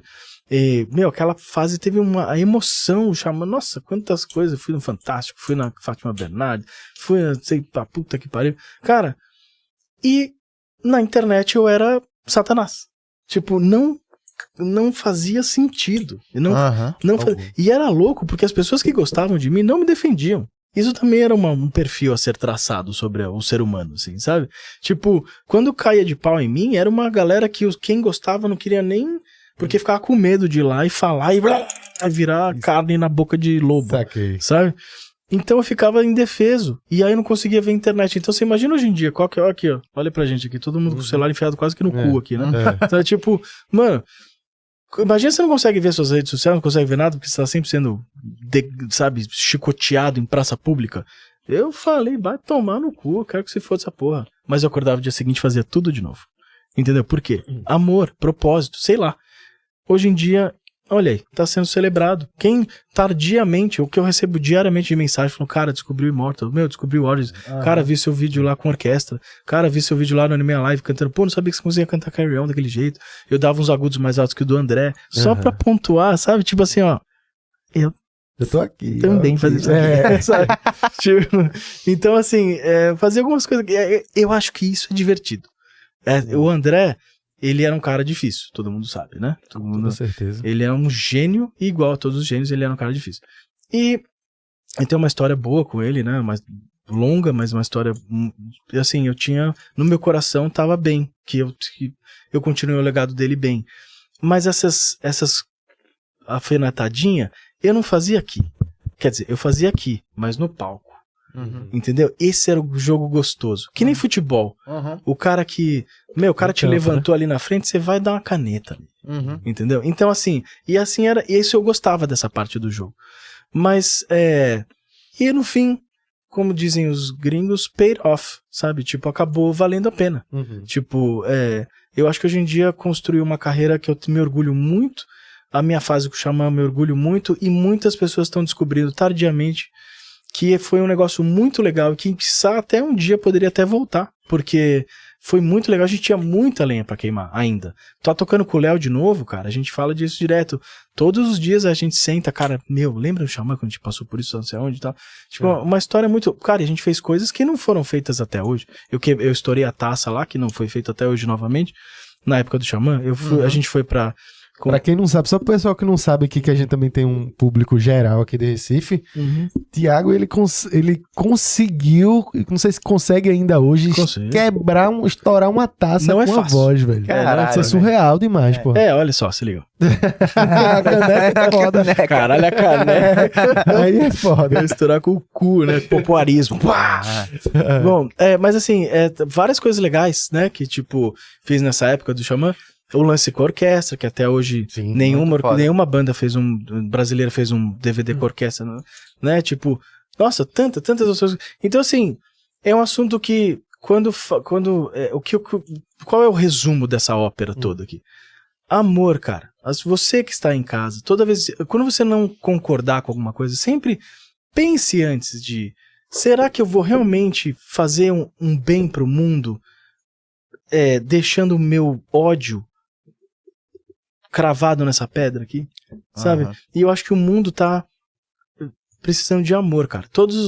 Eu não comemoro Natal e aniversário, não acho nada que tenha que ter toda aquela festa toda.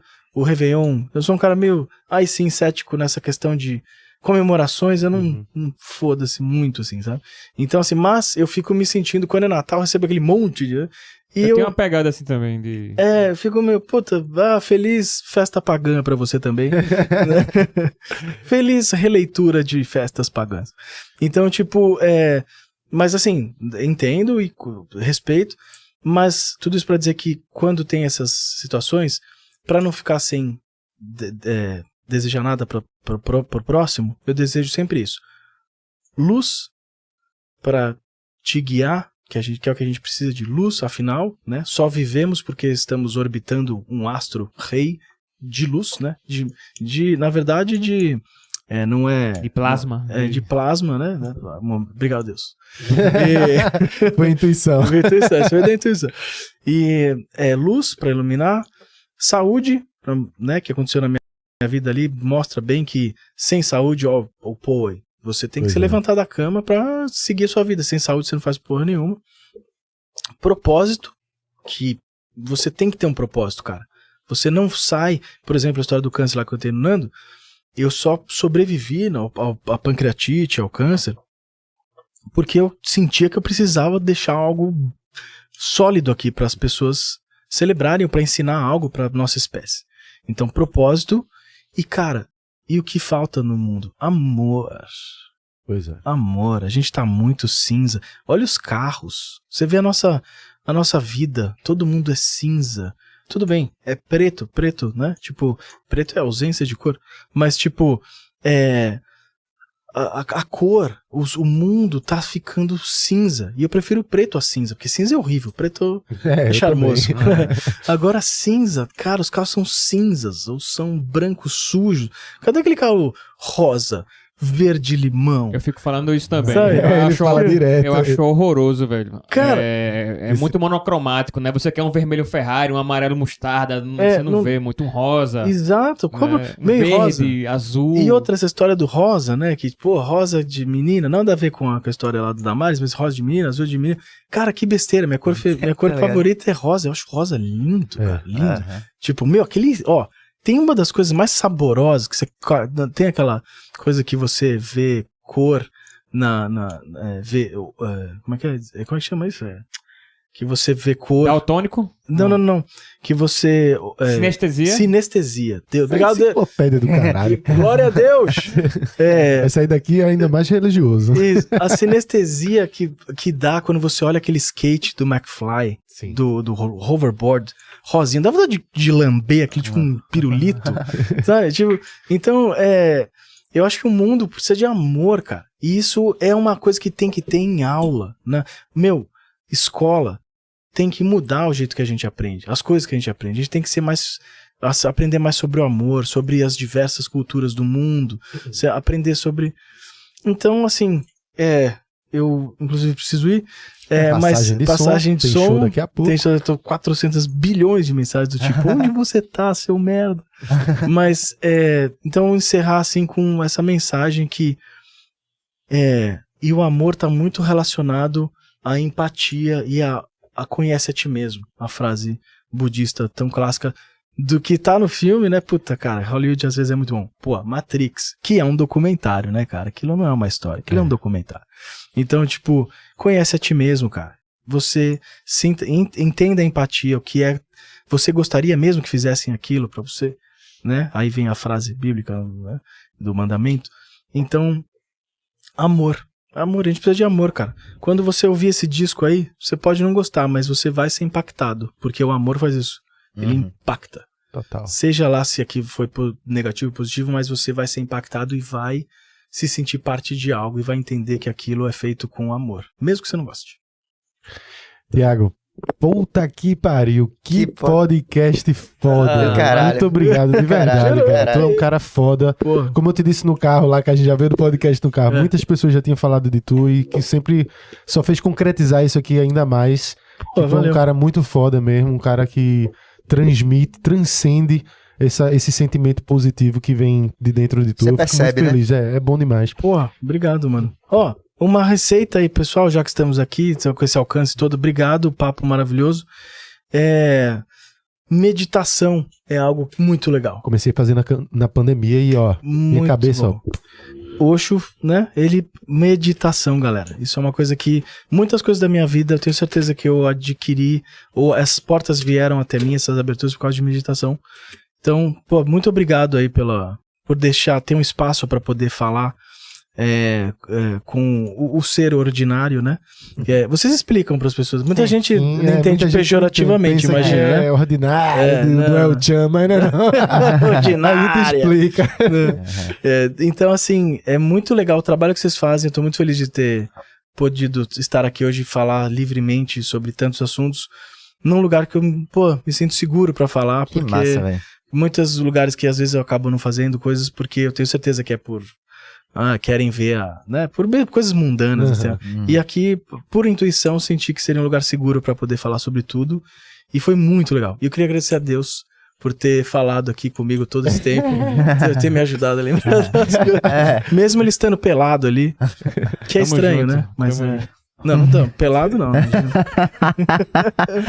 Então é isso, velho. galera. Você que acompanhou até aqui, não deixe de se inscrever no canal. Enquanto eu tô mandando essa mensagem aqui, eu vou deixar, porque eu gosto de deixar registrado. Vou pedir o autógrafo, garoto. claro, Bom do meu demais, disco velho. do Xamão e Morta e do novo, que ele trouxe do Noturno. Isso. E aí você...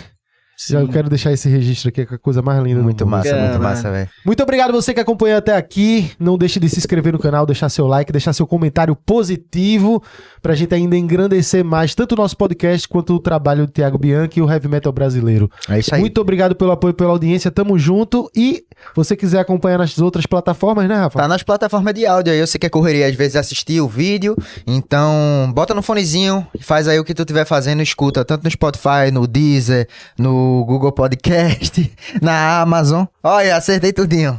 Tamo junto, até a próxima podcast. Valeu, galera. Até a próxima. Obrigado aí, produção, todo mundo. Valeu. Semana que vem estamos de volta.